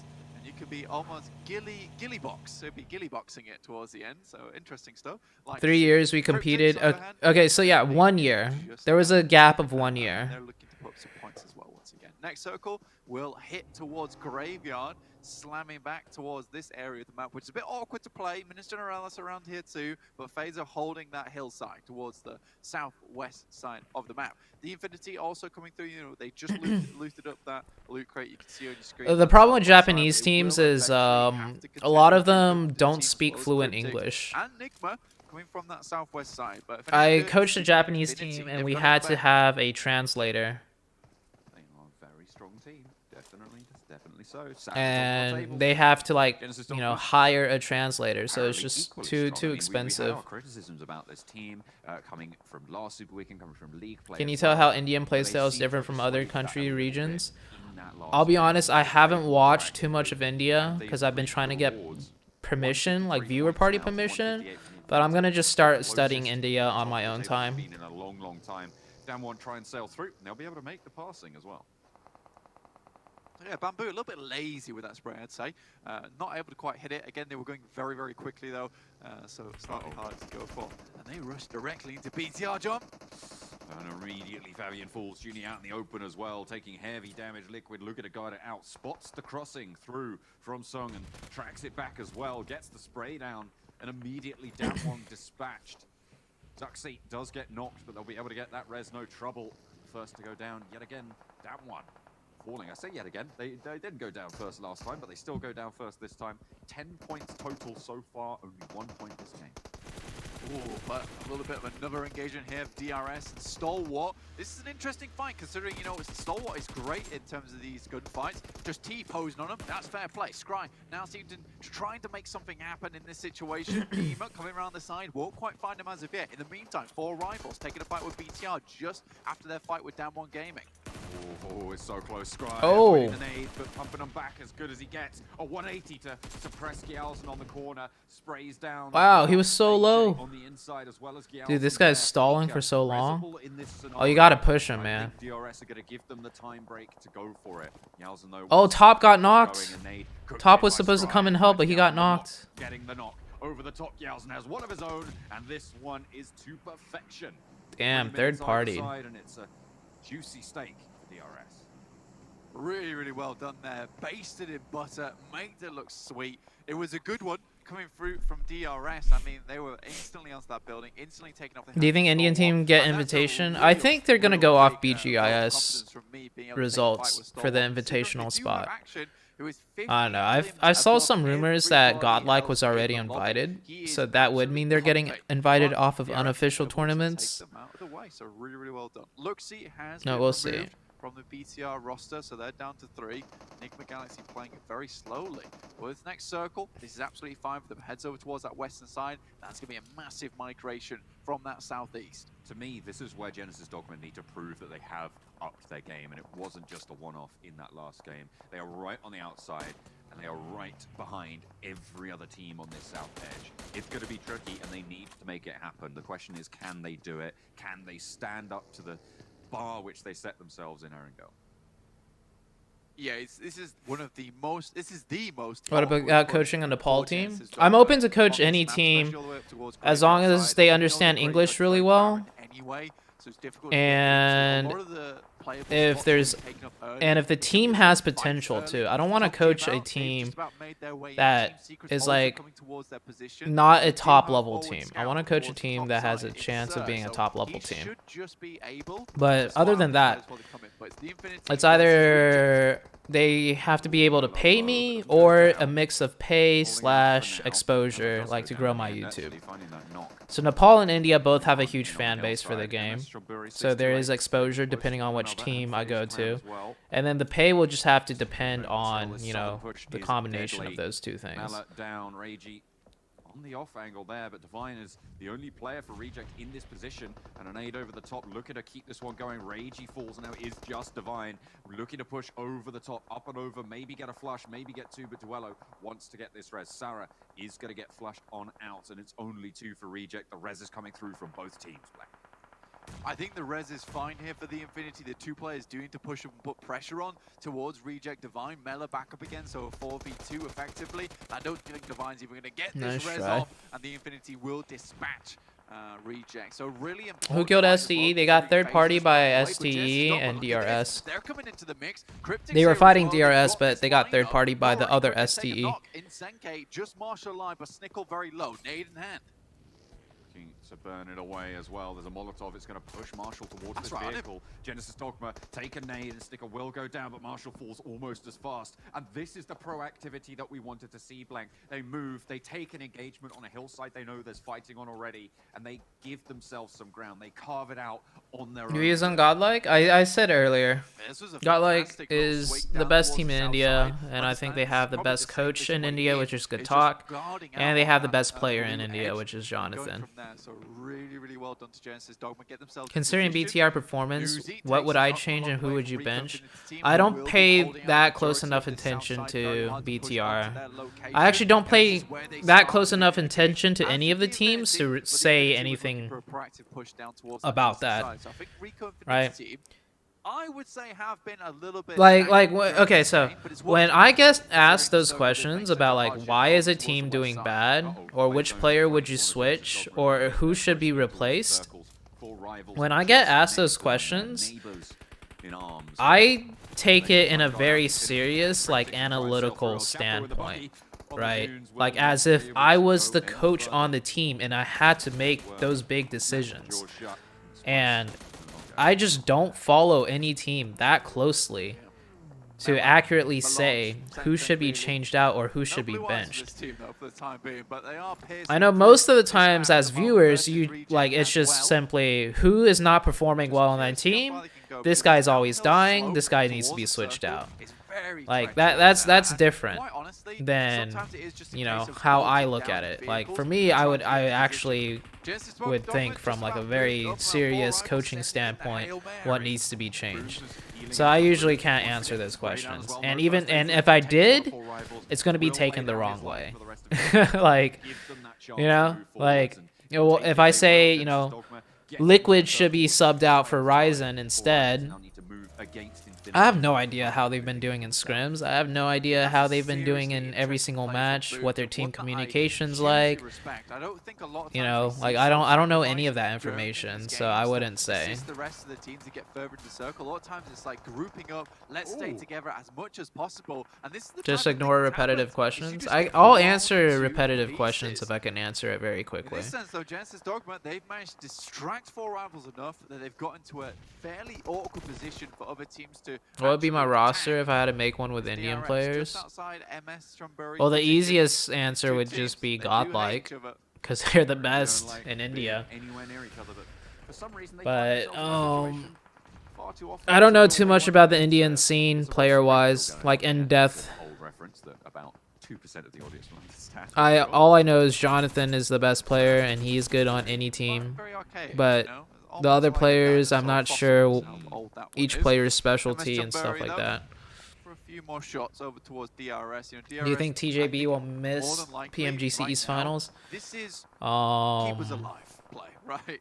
You know, as long as TJB can qualify to all 3 Super Weekends, they can make it. No windows, they're fairly safe overall, and they're just waiting for other teams to come into the action.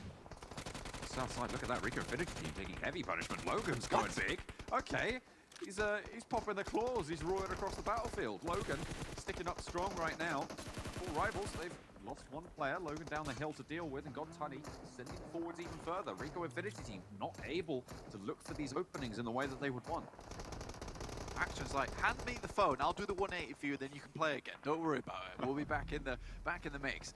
4 rivals, Penumbra back here trying to make their way in. Genesis Dogma, once again, they have that shack.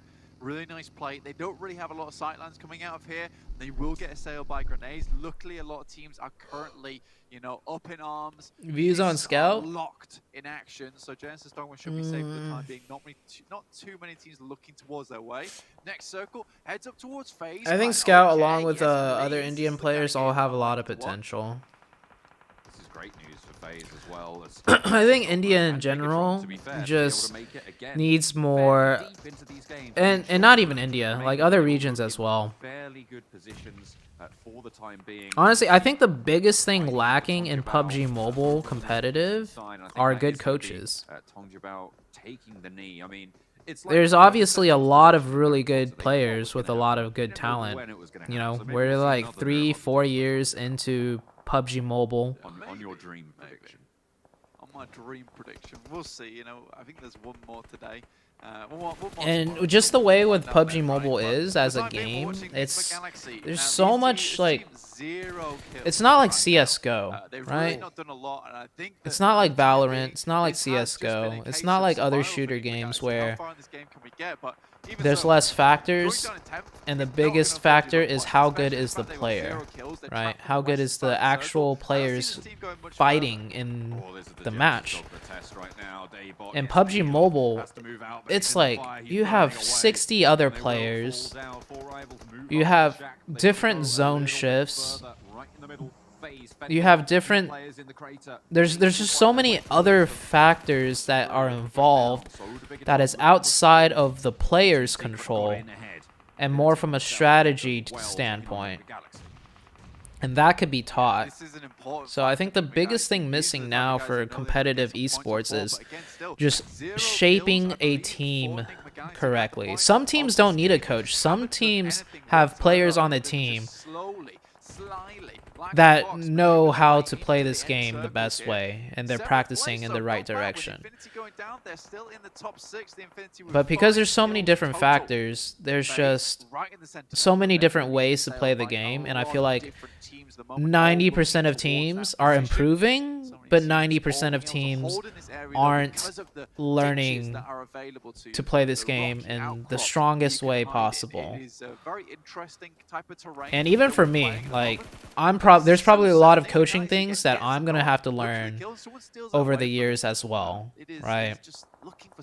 It's very hard to say your play style is the best play style in this game because there's just so many different ways to do it, and the meta is always constantly changing as well. There are so many teams on this precipice means that none of them can make that move, and FaZe can just hold that line and force all of the other teams to put that pressure onto each other rather than bearing the brunt of it themselves. Wow, circle heads all the way up to the eastern side now.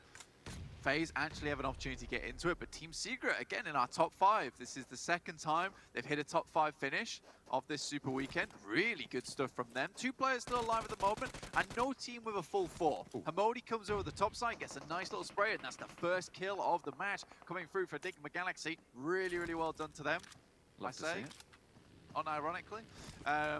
Looking at this though, we'll see how far Enigma Galaxy can go, because I think that they will need to make this a shoot rotation down towards the south side, which they've already done, which is smart. That is not ironic, I'll tell you that now. There we go, Jasper forward position, jumper goes down and out wide goes the last player for Team Secret, and down fast he goes to Ponzite. Will get rest here, and they can push a little bit further in. FaZe still trucking, they're still trucking on that side. Oh, hang on a minute. 2 players, oh goodness me, okay. They're doing more than that as well, but they will go down. Nades back and forth, and it's FaZe to fall. But 2 players from MS Chonburi will be down on bended knee. And now rivals think the Galaxy fighting out for the center of this circle. Hamodi, Ralph looking to try and put the pressure on as they now have the advantage. I mean, they might win this game. I will say that it will not be in a very impressive win, but they might win this game, which I think Enigma Galaxy they'd be happy with regardless. I'm surprised that MS Chonburi got all 3 of them back up there. I guess 4 rivals were preoccupied. The sail across that ridgeline from Ralph, I think this is really bold. Oh, Enigma Galaxy should have just pushed. Bold one way to put it, They probably didn't know how many was alive for 4 rivals, but like... An income MS Chonburi pushing across that ridge side with just the 1 kill from Enigma Galaxy. 9 stand in the pocket for MS Chonburi. Oh, maybe they're relying on a second place finish. They're just gonna use the 3 first aid kits in the blue zone to get second place. Oh, never mind. I guess that wasn't their plan. Yeah, I mean, it would be an incredible comeback if 4 rivals can get back into this one, but Penumbra going down, the final play being so low, that's MS Chonburi taking Chonburi with the win.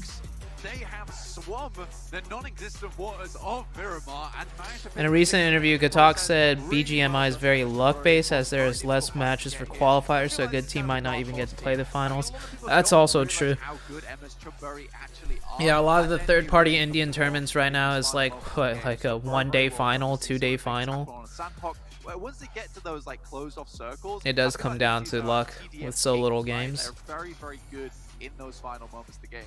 Enigma Galaxy, I'm not impressed, to be quite honest with you. I know they got a 3rd place, but it comes off the back of that circle, hard shifting over towards their side. They play very much out on the edge of Picardo.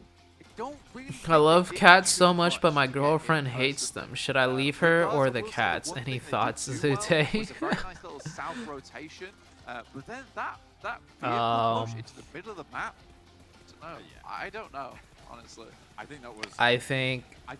Well, how long have you been with this girlfriend? I mean, I think I could have excused it. I mean, if this girlfriend is important to you, stay with the girlfriend, and you could, you know, leave the cats. I don't know if this is a serious question or not. But my serious answer would be to I don't know. Maybe we probably shouldn't talk about it too much going forwards, but. Stay with the girlfriend. Yeah, it wasn't the best. I think for BTR, Team Secret and FaZe once again getting into our top 5 is fantastic news, honestly. Really, really good stuff. And I don't want to see this performance from Team Secret fizzle out. It shouldn't. They're looking good. I want the bonfire to get going for Team Secret. Honestly, I check out their Instagram all the time. You know, they've got some sick memes, and now they've got some sick plays in the match too. Absolutely, and as well, during that game, we saw a confirmation that Genesis Dogma seemed to have changed something in that game. So we're really excited to see what they're going to be able to put down for the rest of the day, for the rest of the Super Weekend. And we're going to head back over to the desk to take a little bit of a break from the action, but we'll be back with more very soon. Well, I do have to apologize, John. Can I answer JS? The action, because we are the action. We hold are the on. analysis, Chase Cap and Max Professor Tarzan to talk about this last match here. And MS Chonburi, a good result from them. 12 eliminations for 27 points total.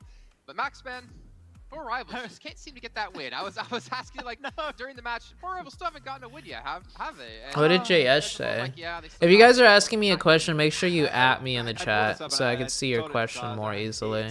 this is a team that has really good early, really good mid game, but when it comes to potentially trying to confirm those wins, try and get those extra. Why is Nova not performing? Is that the question? Towards the finish line, and it's very unfortunate because they had the best position in the southern end to get information to potentially get position, which is what they did, pushing onto that shed from Genesis Dogma. One reason I think is because Paraboy is not getting he's not like getting his rest for whatever reason. I don't know why, but I've seen a lot of clips where before each match Paraboy is like trying to get a nap in. Another reason, now these are more so excuses, right? Like Nova should be performing at this stage, so these are more like excuses. I think the biggest reason is that they're just not playing well and they are struggling. Like for sure they want to qualify, they are trying to qualify, but they're not able to. Okay. So here are some excuses though, and just reasons that do kind of factor, but overall they're just struggling because they're not playing well. Other regions have gotten better. These Chinese teams, we're not expecting these other regions to get this much better. But one reason is there's no money in the Super Weekends. You just need top 16 overall after all the Super Weekends. And then in the PMGC finals and grand finals, that's where a lot of the prize pool money comes in. I think that's the biggest reason as to why any team might not be performing too well here. Anyways, we're on the second page. We're going to see here Stalwart at the very bottom. So unfortunately, Maxman and Professor Tarzan, they're kind of continuing that Super Weekend performance we saw last week. Man, I checked out the interview too, and they knew it wasn't working at the end of that first Super Weekend, right? They're trying to make things work. Breaks and West are shorter. Unfortunately, they are losing players a little bit earlier than what we would like to see from them. And I think the Super Weekend has a longer break, it seems like. DRS, and as Jason said earlier, he threw it does feel shorter though in the West. Well, not what you're going to really do because DRS has improved drastically to the point where one of the teams with the most... I also watched and analyzed PEL for a year, which accounts to your coaching skills. To take those fights versus the Pally team of DRS. It's odd, but they're struggling in the Super. Yeah, PEL is a good way to learn as well. The thing is, right, that's rough. Yeah, when you talk about Stalwart, I actually want to continue with that point because we talk about teams needing to bounce back, but also teams knowing how to behave when they third-party events have a lot of games and finals in India. The BGS round 1 has 3 games for invited teams. That's luck-based. Watch BGIS streams. I will be making content on that very soon. Be reinforced even more. So right now is the time to bounce, right? I hope they can find a way to come back. Like after all, you should give prizes for league matches. I think so too. Yeah, it's different how they organized it this year. Mobile account. Well, luckily for you, we have 2 different ways to do so. The first one with the fan favorite vote. You guys can go into the Esports Center and vote for your favorite team or favorite player and unlock various pink level items for yourself. But also we have the treasure box currently happening still at the moment. You guys just need to be watching within, well, again, the Esports Center over on YouTube. You collect some points you can use to eventually unlock some permanent items for yourself. And not to mention, we also have a community tournament, the PMGC community tournament with Game TV, which is open to everyone to register and play at. And do I play Valorant or CS? I play a little bit of Valorant. Play hard if you guys are successful enough. A lot for you guys to win. And a lot for us to enjoy here on the show as well. It's pretty much just non-stop. Can Nova come back in the next week? Nova have to qualify, I think, in the next Super Weekend. They have one good Super Weekend, but I think you need at least 2 to be safe. So Nova should qualify next week. And if they don't, they're literally just not good. They're just not good at TPP. And global teams have just gotten a lot better than them. Am I allowed to stream PUBG PC? So I am allowed to stream PC shooter games, yes. Which teams do you think we will see for sure in the grand finals? Like out of PMGC East and West? I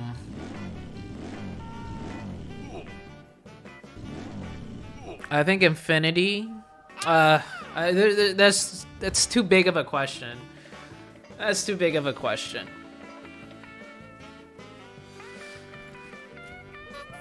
Well, okay. While we have this break, let's try.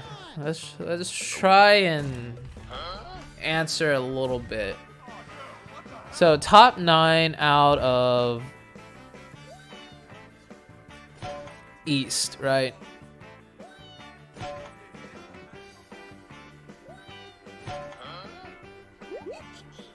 Top 9 out of East.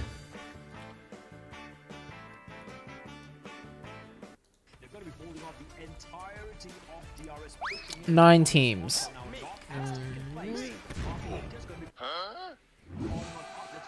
I think Stalwart, Infinity.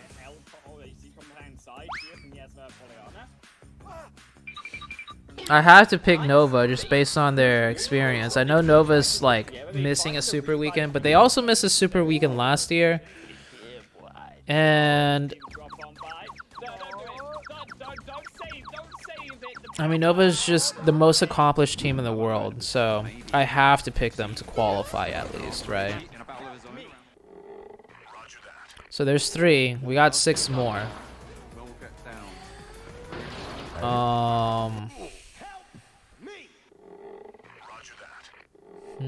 Sarah, in the meantime, has managed to push all the way up, but it's the holdout coming through from the Deadeye's guys, straight through the window. Plants some.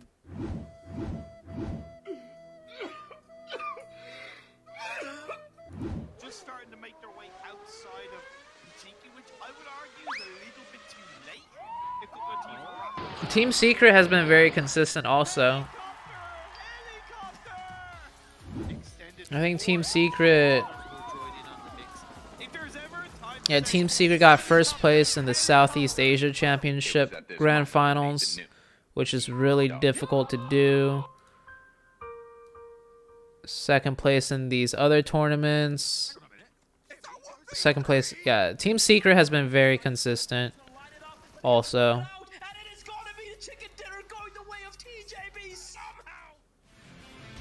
And then this, the very first Super Weekend, they did pretty well also. I think Team Secret's another team.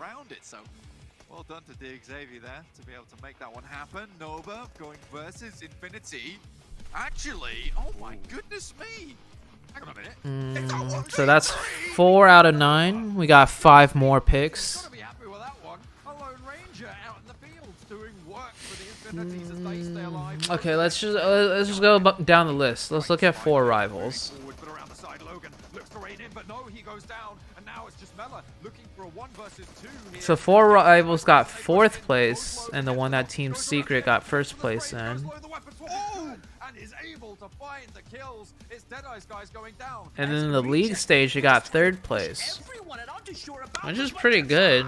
That's that. I would say that's pretty consistent. Money for themselves in the long run. AJ and Renee, they're looking for that 2nd place for They sure. did better than Infinity for this one. Massive amounts of damage, but it's Jumper. Team Secret actually got 16th place in the league stage, but they got 1st place in the actual grand finals.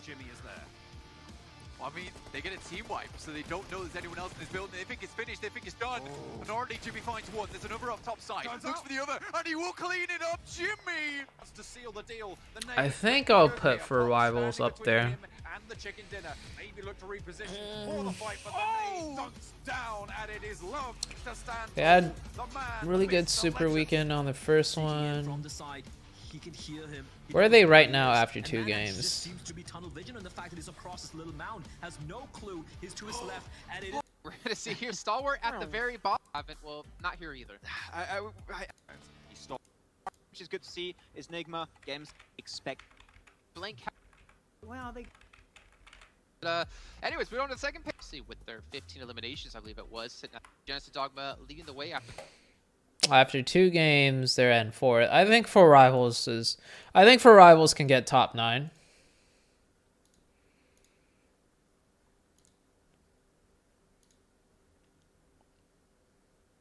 I don't know too much about this team, but I would put them in.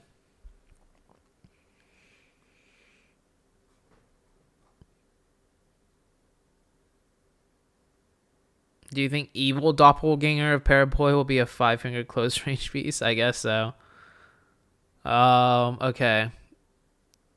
So we got 1, 2, 3, 4, 5, 4 more teams to qualify into the PMGC Grand Finals. Okay. The grand finals, the global championship.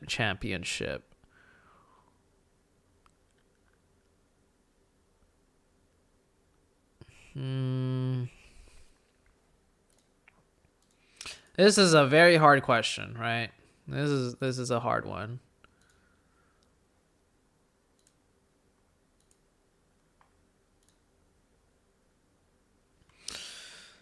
DRS. Let's look at DRS. DRS had a good first Super Weekend. They are currently, after 2 games. Their highest scoring game was Oh wait, third DRS at, oh, whoops. Repeating this and the drop of UNN, the BT From this here, stalwart. DRS 10 points after 2 games. It's only been 2 games. But they had a good first Super Weekend. DRS as a team, I recognize a lot of these players. These players are very experienced also. They got 2nd place in the Grand Finals from MENA South Asia. They got 1st place in the South Asia League stage. 4th place in here. I don't know what is this Global Esports Tour. Oh, this was the one in Riyadh that just happened kind of like randomly. This was like a random kind of invite Riyadh tournament that, I don't know. I didn't really pay attention to that one. 1st place in South Asia Season 3. Yeah, DRS looks like a strong team for sure. Pretty consistent overall performances. Already doing pretty consistent and well right now. I would throw a DRS in there.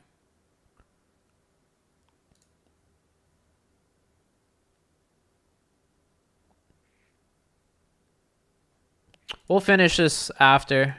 I think the next match is about to start. games they dare to come very quick on the first rotation, but then knowing We got like a couple seconds.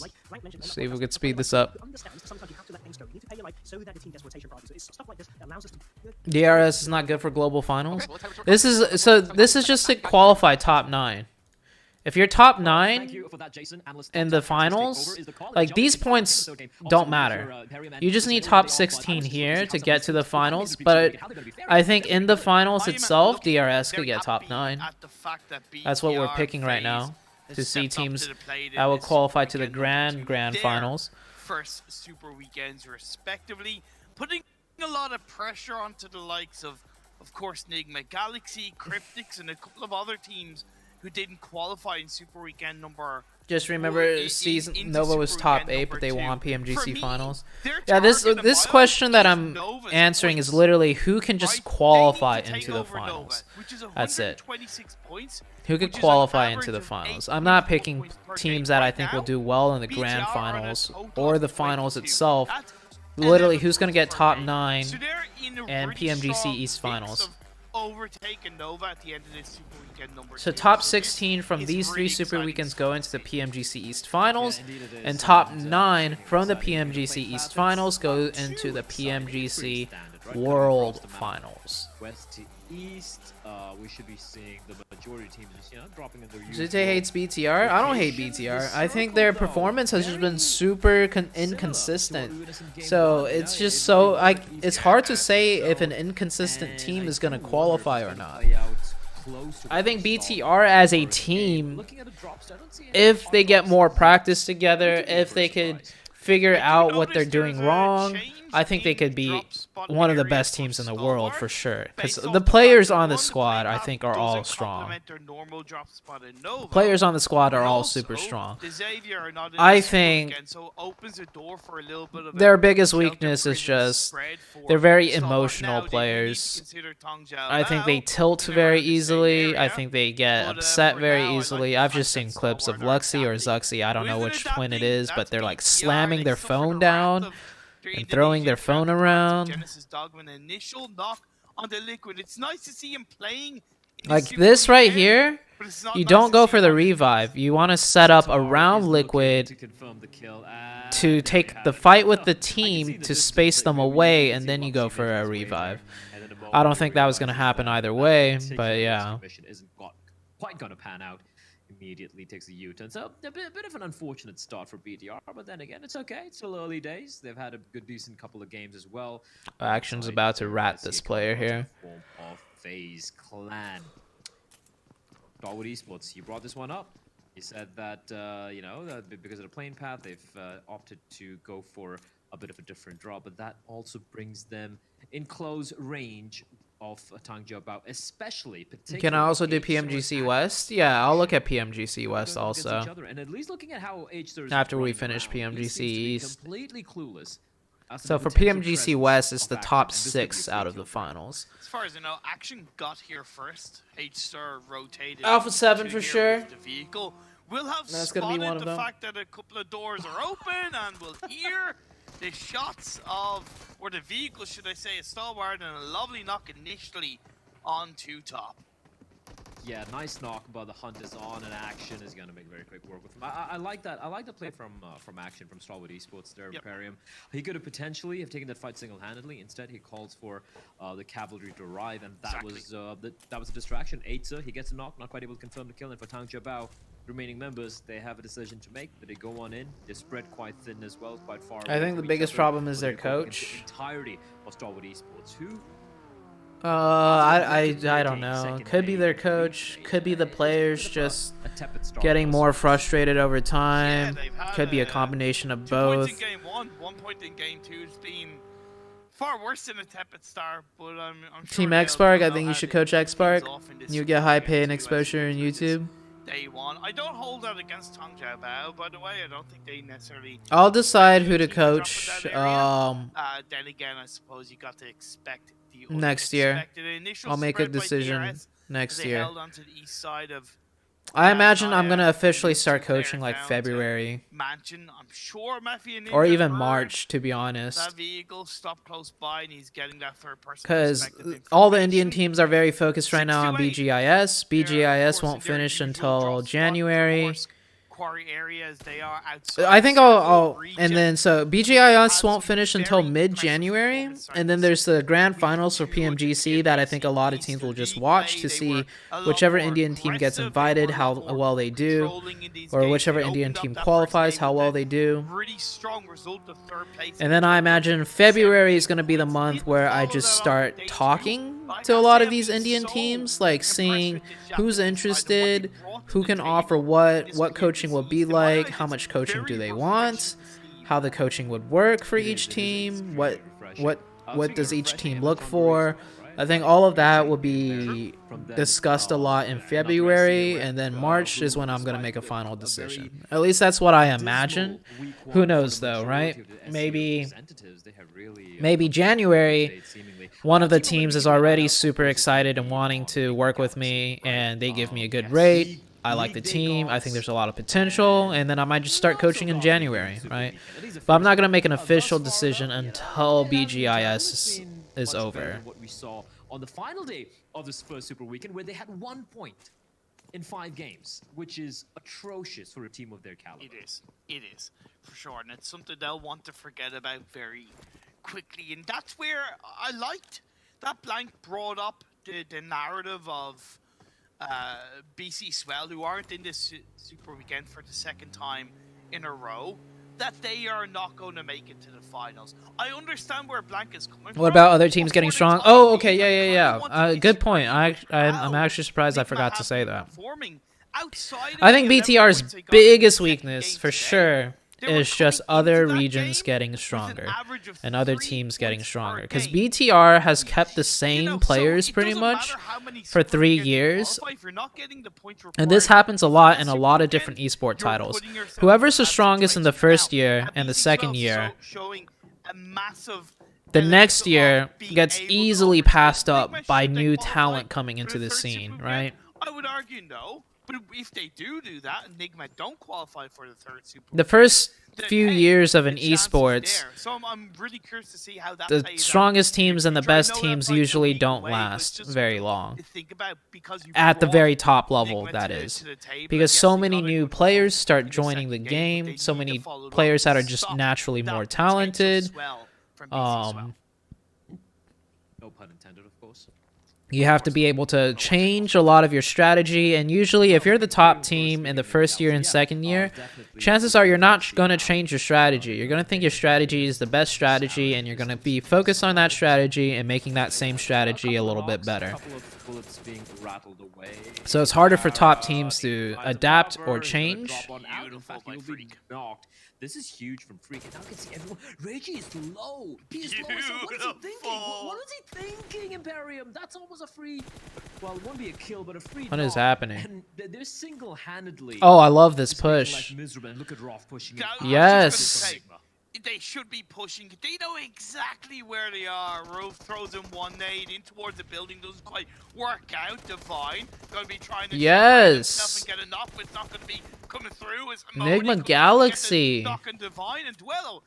He's left on his own. This is so good from Nigma. So good from Nigma, and a bit of a mistake, couple of mistakes being made by some of the players there from Reject. You'll just spot it. Oh, there we go. That's gonna be a hit. Oh, he cooked it too long. No, cooked it a little too. He's pushing by himself though. I just fear his days are numbered unless his UMP could do a lot of damage. He's trying desperately. It's a bit of a messy fight, but he Enigma Galaxy. All right. In that very close quarter battle. And a great play from Nigma Galaxy, punishing. RC kind of threw with that second player getting knocked. I don't know. Well in league play, I would argue that's like the I don't know why that player did that. But still, very good push out of Enigma Galaxy. In parts of the game, when you get one knock followed by a second, you gotta take that opportunity. If you don't take that opportunity, you're just wasting. You've watched me since Bushka did a Samsung phone giveaway, where oh yeah, I won a phone from Bushka. That was so long ago. The Southeast Emis, Chambori, DRS, they're interacting with each other. Jasper finishes off Nima.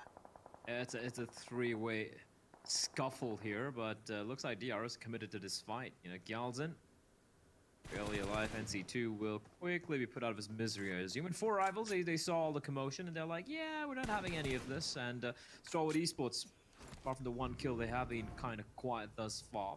Well entrenched inside of the zone as well, so there's no immediate need for them to make Infinity, though, I'm keeping an eye on the minimap here that we have on our secondary monitor is Imperium, and I can see them still milling around in the military island. Of course, once they do make an entry into from the have both options, again, head towards the Ferry Pier Bridge, or they're going to be heading towards a Novo Bridge, and clearly they're going to be heading towards a Novo Repnoi Bridge, where because they're coming in slightly a little late, it's not going to be anyone bridge camping. There's not going to be anyone at the other end of the bridge, so they're going to be having a free entry into the main island.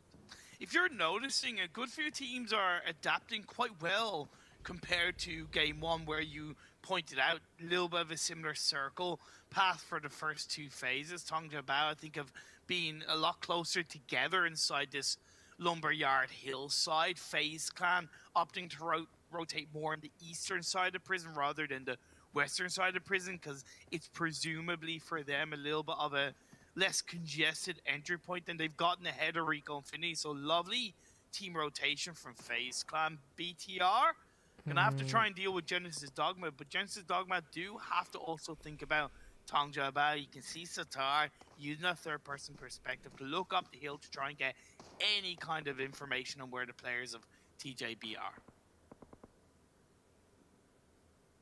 And Genesis Dogma, they've already managed to... Well, Long's been spotted, by the way. Yeah, but once they got the chicken dinner, for me, I feel like... I think that's going to be the catalyst, right, for Genesis Dogma. I think that's going to be the catalyst for them to start challenging the teams on the tippity top, challenging the likes of 4 rivals, of the likes of an Infinity, of Secret, or even Starwood Esports if they do manage to replicate their performance in the league stage. So definitely exciting things here in store for us as Starwood. If I were to give an Indian team, an A team, and a Japan team to coach, which one would you choose? Towards the beleaguered South Korea. So thus far, and I gotta say this, I don't want to. I think probably not just because the Indian fans here. Haven't really impressed me so much thus far. The biggest reason... If I was able to move to either Japan or India to coach a team, I would pick Japan because I love sushi. Strong finishes, I believe, and Japan has a lot of cheap sushi. at least. like Their high quality lack of cheap sushi. kills was very noticeable, and if they don't Japan start also to show that has aggression more a heavily, league they're gonna get franchise drowned in this Super like Weekend number PEL, Teams also might get similar drowned to in how this India has phase 3, shifting BGIS. over massively So they're to they're good equal in that manner. 10-15% of it being water. Um, It takes away the landmass, Prison Hill, and but Japan can Lumberyard also Hill are pay very incredibly well. vicarious to hold on to. We could see some teams going for a very I wide I rotation played through for Milk a to Japan power team and up coached a towards that Japan team the coastline beginning of position. this year, and the pay was Speaking of very rotation, good. I was actually Okay. assuming So if I can move to coach either Japan, and I'm not gonna do North America just because North America, I'm not interested enough in North America. So between Japan and India, if I can move and coach a team and everything, I would pick Japan. But realistically, I'm probably not going to move anywhere. So if I'm not moving anywhere to coach a team, it would be India. I understand quick I think India has more potential than Japan, just because the passion out of the players in India is super insane. Wait about 10 to 15 seconds and have a Which could little go bit both of ways, patience. right? Like it could be a good or bad Teams thing. are too desperate to move in. We saw Down One Gaming suffer that in the second game of the day in Miramar. The pay would probably be less from India compared to Japan, but I'm also trying to grow my content, like my YouTube, which I'm not going to be able to grow much if I go to Japan to coach versus coaching an Indian team.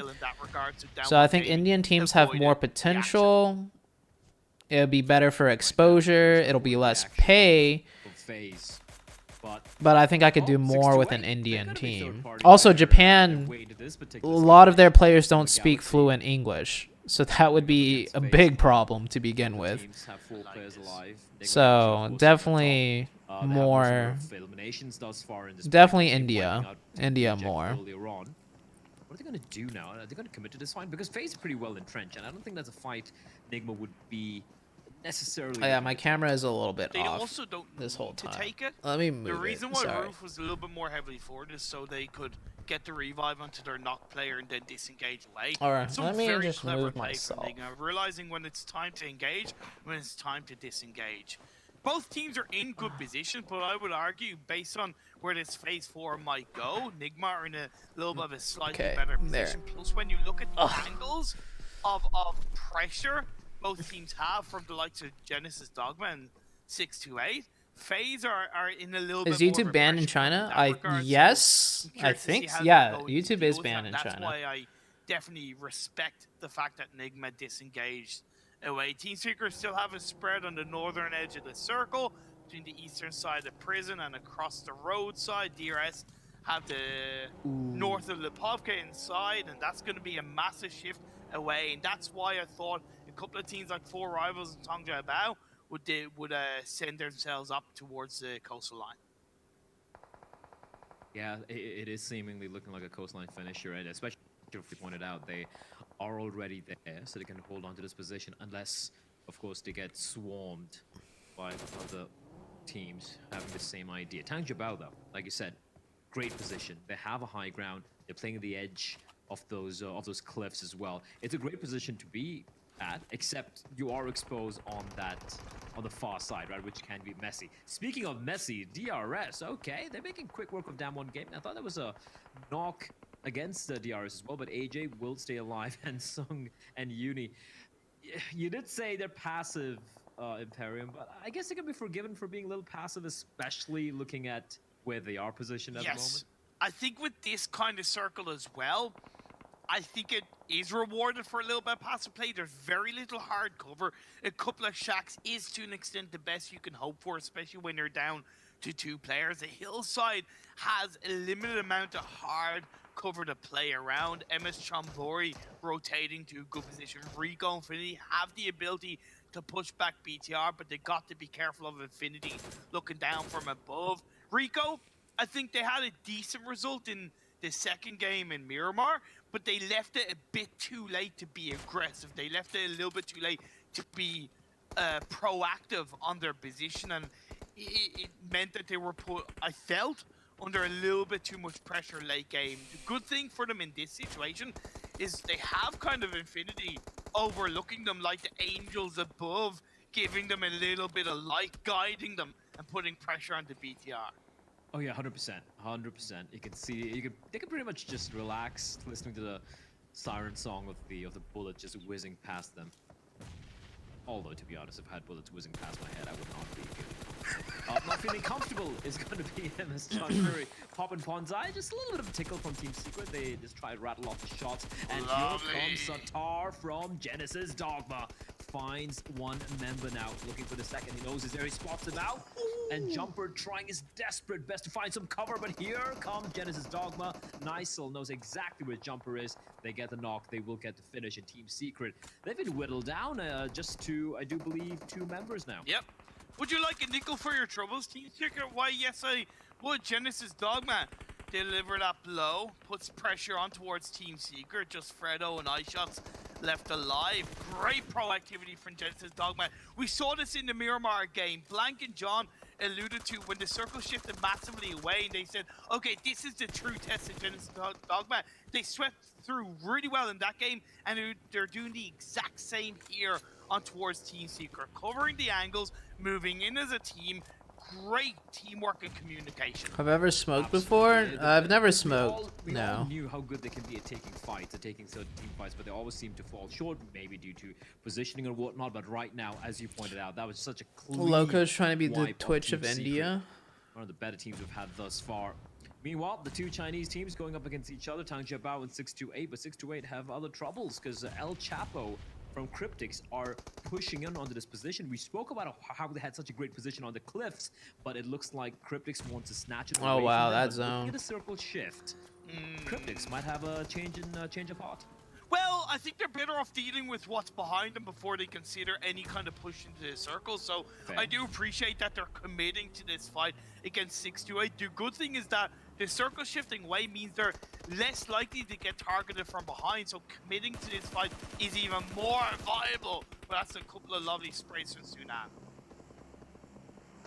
Well, Sunan got a ghillie suit.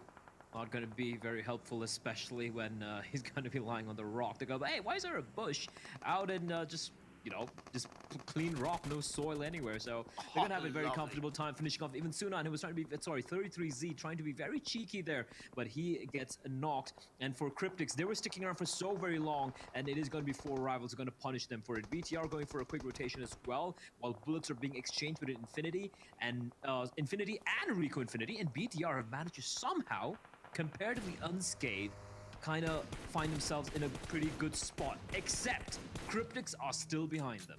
And that's why I say Cryptic should pull this off as DRS, engaging on towards the members of Genesis Dogma. But this is Genesis Dogma we're talking about, and they get taken out.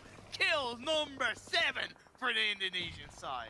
They need to get the reses very quickly. 2 members down as the Cryptics. They maybe took a Good little too rotation long, by right? BTR there. They wanted to ensure they took down 628, but now they're walking into Rico Infinity. Oh, Skatan, they're not even looking his direction, but he somehow whiffs his shots, and that should be a knock and a finish going the way of for BTR actually from the sidelines. You can't forget they had managed to make their way in, and they have third party them, and now down to the final 9 teams in the circle.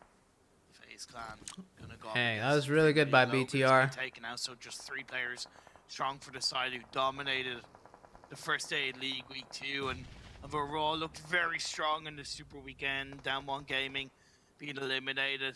3 players for FaZe Clan as well. Beer 11 playing in this game with Corpai, Tony, and MR5. I asked actually Beer 11 who was IGLing for FaZe in the second day of the League Week, and it's MR5 who is IGLing, so I don't know if it's continued as Corpai is playing, but that definitely made a difference.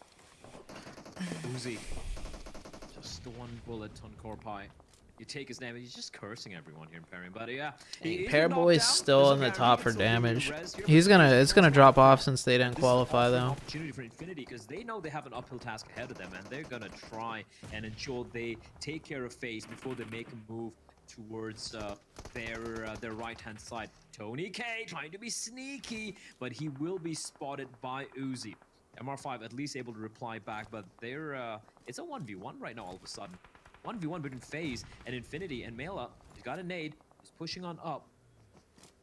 Mobbing one. Go for the res on his teammate, but is he going to commit to his question as MS Tronbury? Look at how low they are, Imperium. Oh, they're down, but they're not out. 4 rivals. They're gonna get a knock on the Ponze. First aid was pulled up by Pop. That allows him to push in. It allows him to put a little bit of pressure, but I think he's wary of a potential third party from Stalwart from behind. The circle shifted down south. Nigma third party, by the way, to take down FaZe. Infinity are under pressure. Pop stands up. He gets taken out. Lovely nade from Stone. Pop goes to Weasel, and now Infinity. They managed to get the res onto Uzi Mela, but now he's going up against Enigma Galaxy, a team 8 kills. 8 kills Imperium. We had questions about this team. Oh wow, how did that grenade knock him? Incredible. The nade from Modi will find Mela, and now Infinity down to Uzi. He can still get the res for his teammates, but for the time being, they are pinned down. And Stalwart Esports, despite, I'm just looking at a kill feed, it looked like they were just dropping like flies, but they still have 2 in play. And when you have this man on your screen right now, Action, still in contention, you can never, ever count out the Mongolians. Let's see if they can pull something big off. Bella's taken out. Ah, lovely shot from Lord. It's gonna be kill number 10 for Enigma Galaxy, double digits as they're into the top 3. They are on a tear, 8 alive in the server. It's going to come down to 4 rivals, Enigma Galaxy, and of course the one surviving member of Stalwart Esports. I can't even see him anywhere nearby. Is this going to be it? Is this going to be 4 rivals chicken dinner? Their first chicken dinner is super. I think he needed to jump throw that one. I don't want to max man. Actually, I can't help but feel it's incoming. It could. The one thing going the way of Enigma Galaxy is that the player got knocked down here. The res has taken place. It was quite a distance away, so they weren't quite able to confirm the kill. And Action's still there. And Action is going to be the X factor. Oh, nice that's cover. A great spray from Roth. While they Enigma were Galaxy by Lord, just driving his playing car way better out in this no man's Super land. Weekend. That's going to allow Roth to get the 1 knock. Now repositioning himself. He's got a great angle. He's got a little rock to work with as well. He could just ruin their day. Playing way better. Like you said, them, Imperium. I think I might have cursed him. I might have spoken too soon. However, Action is still alive, and he could get a couple of shots into the 2 Do you players. still think a Chinese team will win?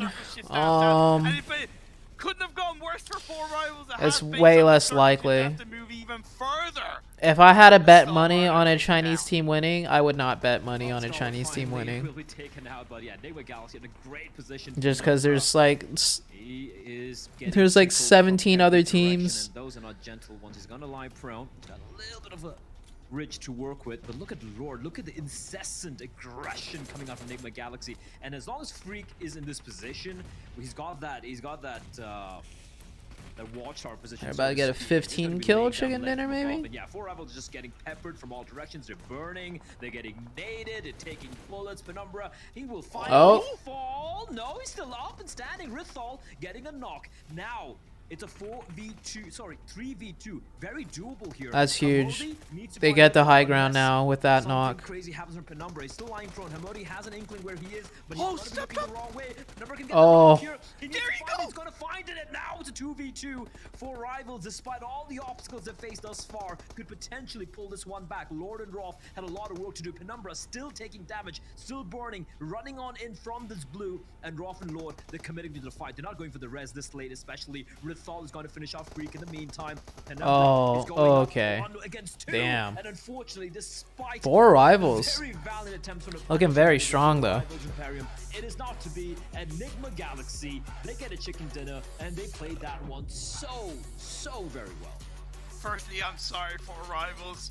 I shouldn't have said it. I really shouldn't have said it, but I just couldn't help it. It looks so good for you guys, but also Enigma Galaxy, I think that was a 15 elimination chicken dinner. So proactive, they were on. Yeah, 4 rivals like play said, that situation remember, very well. They disengaged away from FaZe Clan. Enigma Galaxy looking like a completely different team now, though.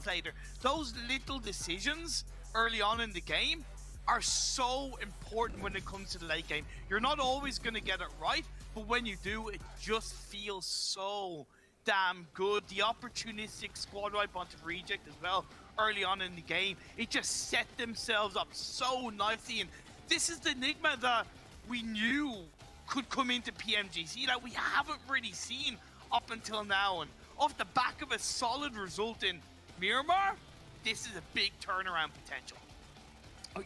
listen, like, I have to disagree with you there because we have seen them perform well in the league stage, right? They've shown what they can do. It's just that in the Super Weekend, they seem to... True. Maybe it was the nerves, right? Maybe they choked a little bit. It's fine. But right now, the chokers no more.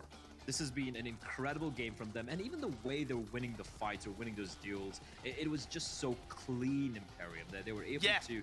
Exactly. It never looked like, in all the team fights they took, it never looked like, even the 50-50 ones, it never felt like they were in a position where they could lose a couple of members. No, they were winning these fights in a very convincing fashion against some very solid teams. Feel bad for 4 rivals, but it is what it is. They'll have to go once again, just like we're going to go back once again to Jason and the crew. Well, Enigma Galaxy sporting their OnePluses, which is the actual sponsor here of PMGC. If you didn't know about it, with its flagship performance and an immersive 120Hz display and hyper-touch technology made specifically for gamers, the OnePlus 9 and 9 Pro are your best shot to climb the leaderboards, and it seems to be your best shot to win a chicken dinner. Maybe 4 rivals needs to pick up some of these bad boys because they're always in second place. They can't seem to just get that victory under their belt here, Max. Stop it, Jason. You're doing this to me all the time. But yes, okay, they're not going to get that chicken dinner just yet. But if we're happy to see one team finally get himself a chicken dinner with 15 eliminations on board, it is none other than Enigma Galaxy. Because we said it, we were unsure if they could potentially hold on to that 16th position after, well, I would say that, I mean, not even what I would say, what was clearly the weakest first Super Weekend and 4 team. It's a good call out there. The perfect 2-2 split, Tarzan, for a big portion of that game to just make sure they stopped all of the teams trying to make into the circle. This is the type of playstyle we expect from Enigma Galaxy on a more consistent basis. Now, if you look at those results through the past competitive year, this is the team... I'm sending some messages right now. So where have they gone since then? We've been waiting and waiting and finally found it. Of course, I think a lot of it comes down to them taking that early fight, which we rarely see it anymore, guys. Like phase 1 fights between them and another team, but they took it, and they took it clean. I think that was the start that they needed, and that was huge for them. Right now, for this week so far, not looking shabby at all. But yeah, considering Enigma Galaxy were the bottom of the table, the 47 points, they've almost just doubled up in the first 3 matches of the first day.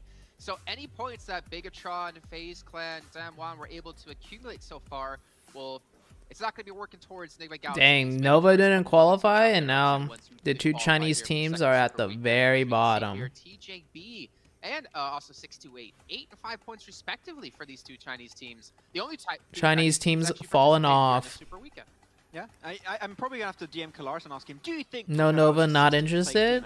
No, I'm taking care of some personal messages right now in between the games. Because it's still going back to that central playstyle very early on. They're going for the wide splits, but they're a very good defensive team. When they have to pull the trigger to try and get themselves in a more contested position, that's where they start to struggle a little bit, I would say, Tarzan. So we know exactly what they need to improve upon, but unfortunately I've not seen any major changes on the side of Tong Jabal that makes me think that they're going to play that specific way anytime soon, unfortunately. It's about execution. You have a good idea, you have 3 good ideas, pick one. Don't pick all 3, they've been a little bit too greedy, to say the least, around those huge splits. It's not something that's too hard to fix, I feel like. They just need to simple it down. You know, that we don't have to do everything, and I think that could be just that one thing that can fix it all. Yeah, you said, I mean, don't pick 3 strategies, pick 1. Well, look, if you guys at home, you don't have to pick just one. There's 3 ways you can win rewards here while watching PMGC. First is the viewer vote. You can do your fan favorite vote for your teams and players within the Esports Center, but also if you're watching within the Esports Center, you're earning points towards the treasure box, which you can use to unlock some permanent items. You can either watch within the Esports Center or over on YouTube as well. And don't forget, we still have the PMGC community tournament happening with Game TV. It's open. Can you explain what is meant by buyout? Does the money go to the player or the organization? When there's a buyout, the money goes to the organization. The players don't get any of the money. As well, so make sure you guys are checking that out. Make sure you guys are trying to earn as much as possible here while you're watching. Obviously, as we have the exciting games still to come. We got Sandhawk coming up next, and honestly, I mean, with no D Xavier, I'm not expecting too early of a fight to happen right off the bat. Yeah, players don't get any of the money. The reason why is because, think of it this way, right? When you get signed by an organization, that organization pays you, let's just say, $5,000 a month, $4,000 a month, $3,000 a month, whatever, right? We got Sandhawk ready to go. So they're investing in you, they're paying you the same amount regardless of how well you do in a tournament, right?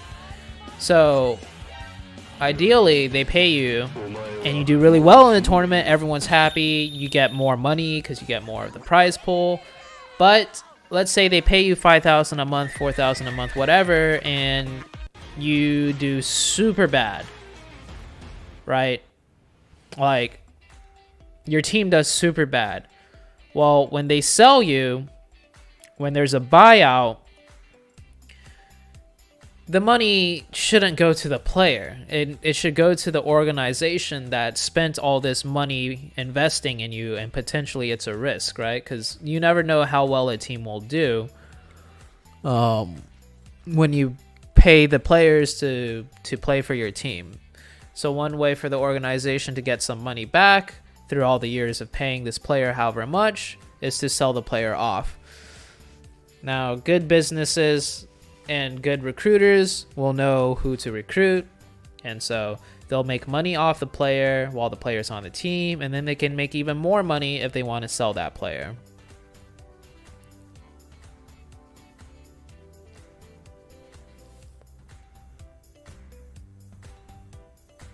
Korean girls, Japanese girls, or Chinese girls? Who are the cutest out of them? Probably Japanese, just because, you know, like anime and kawaii. Well, we know you guys like watching the action, like watching the matches, and luckily for you, we will be hopping into Sandhawk shortly. But before we get into that, I do want to at least give us a chance to finally talk about how that last match finished, though, because we did get to see 4 rivals and Nigma Galaxy, and we were watching how Nigma were actually playing out that position, right? They got actually aggressive towards 4 rivals, and they were playing like the gatekeeper. Views on I8? They're struggling a little bit, but I think they could. Is that a fair way to say it? They could. A lot of the teams around the middle or lower, I feel like they all have the potential to do well, but it's just. Are they going to figure it out sooner than later? Making sure that, for example, Starwalk cannot make into the circle. They took an amazing fight. Like NGX, right? Nigma Galaxy, they were last place last Super Weekend. But them, along with many other teams, all have the potential to do really well. It just depends on if they could get their... It becomes like a huge mental game at this point. Like, I don't doubt any of these teams' skills, but it's like...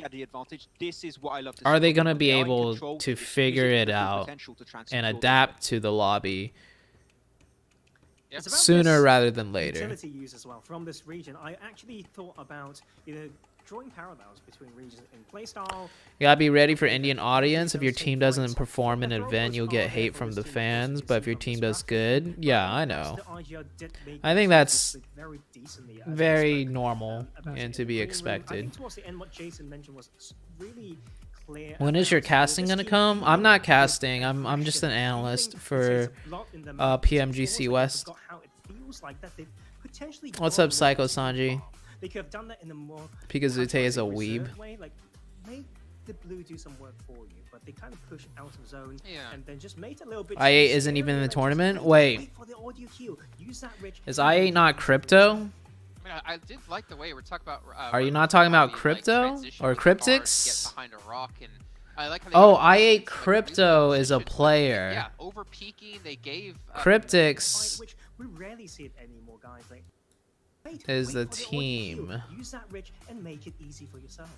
Right? They're playing. Like the way we're talking about, I'm pretty sure they're playing. Cryptics? With the car to get behind a rock, and I like how they got aggressive in some like really good positions, but yeah, Cryptics. They gave 4 rivals. When I see I8, I think of I8 crypto, which I get mixed with Cryptics. Not a big deal. But sorry, I was thinking about Cryptics.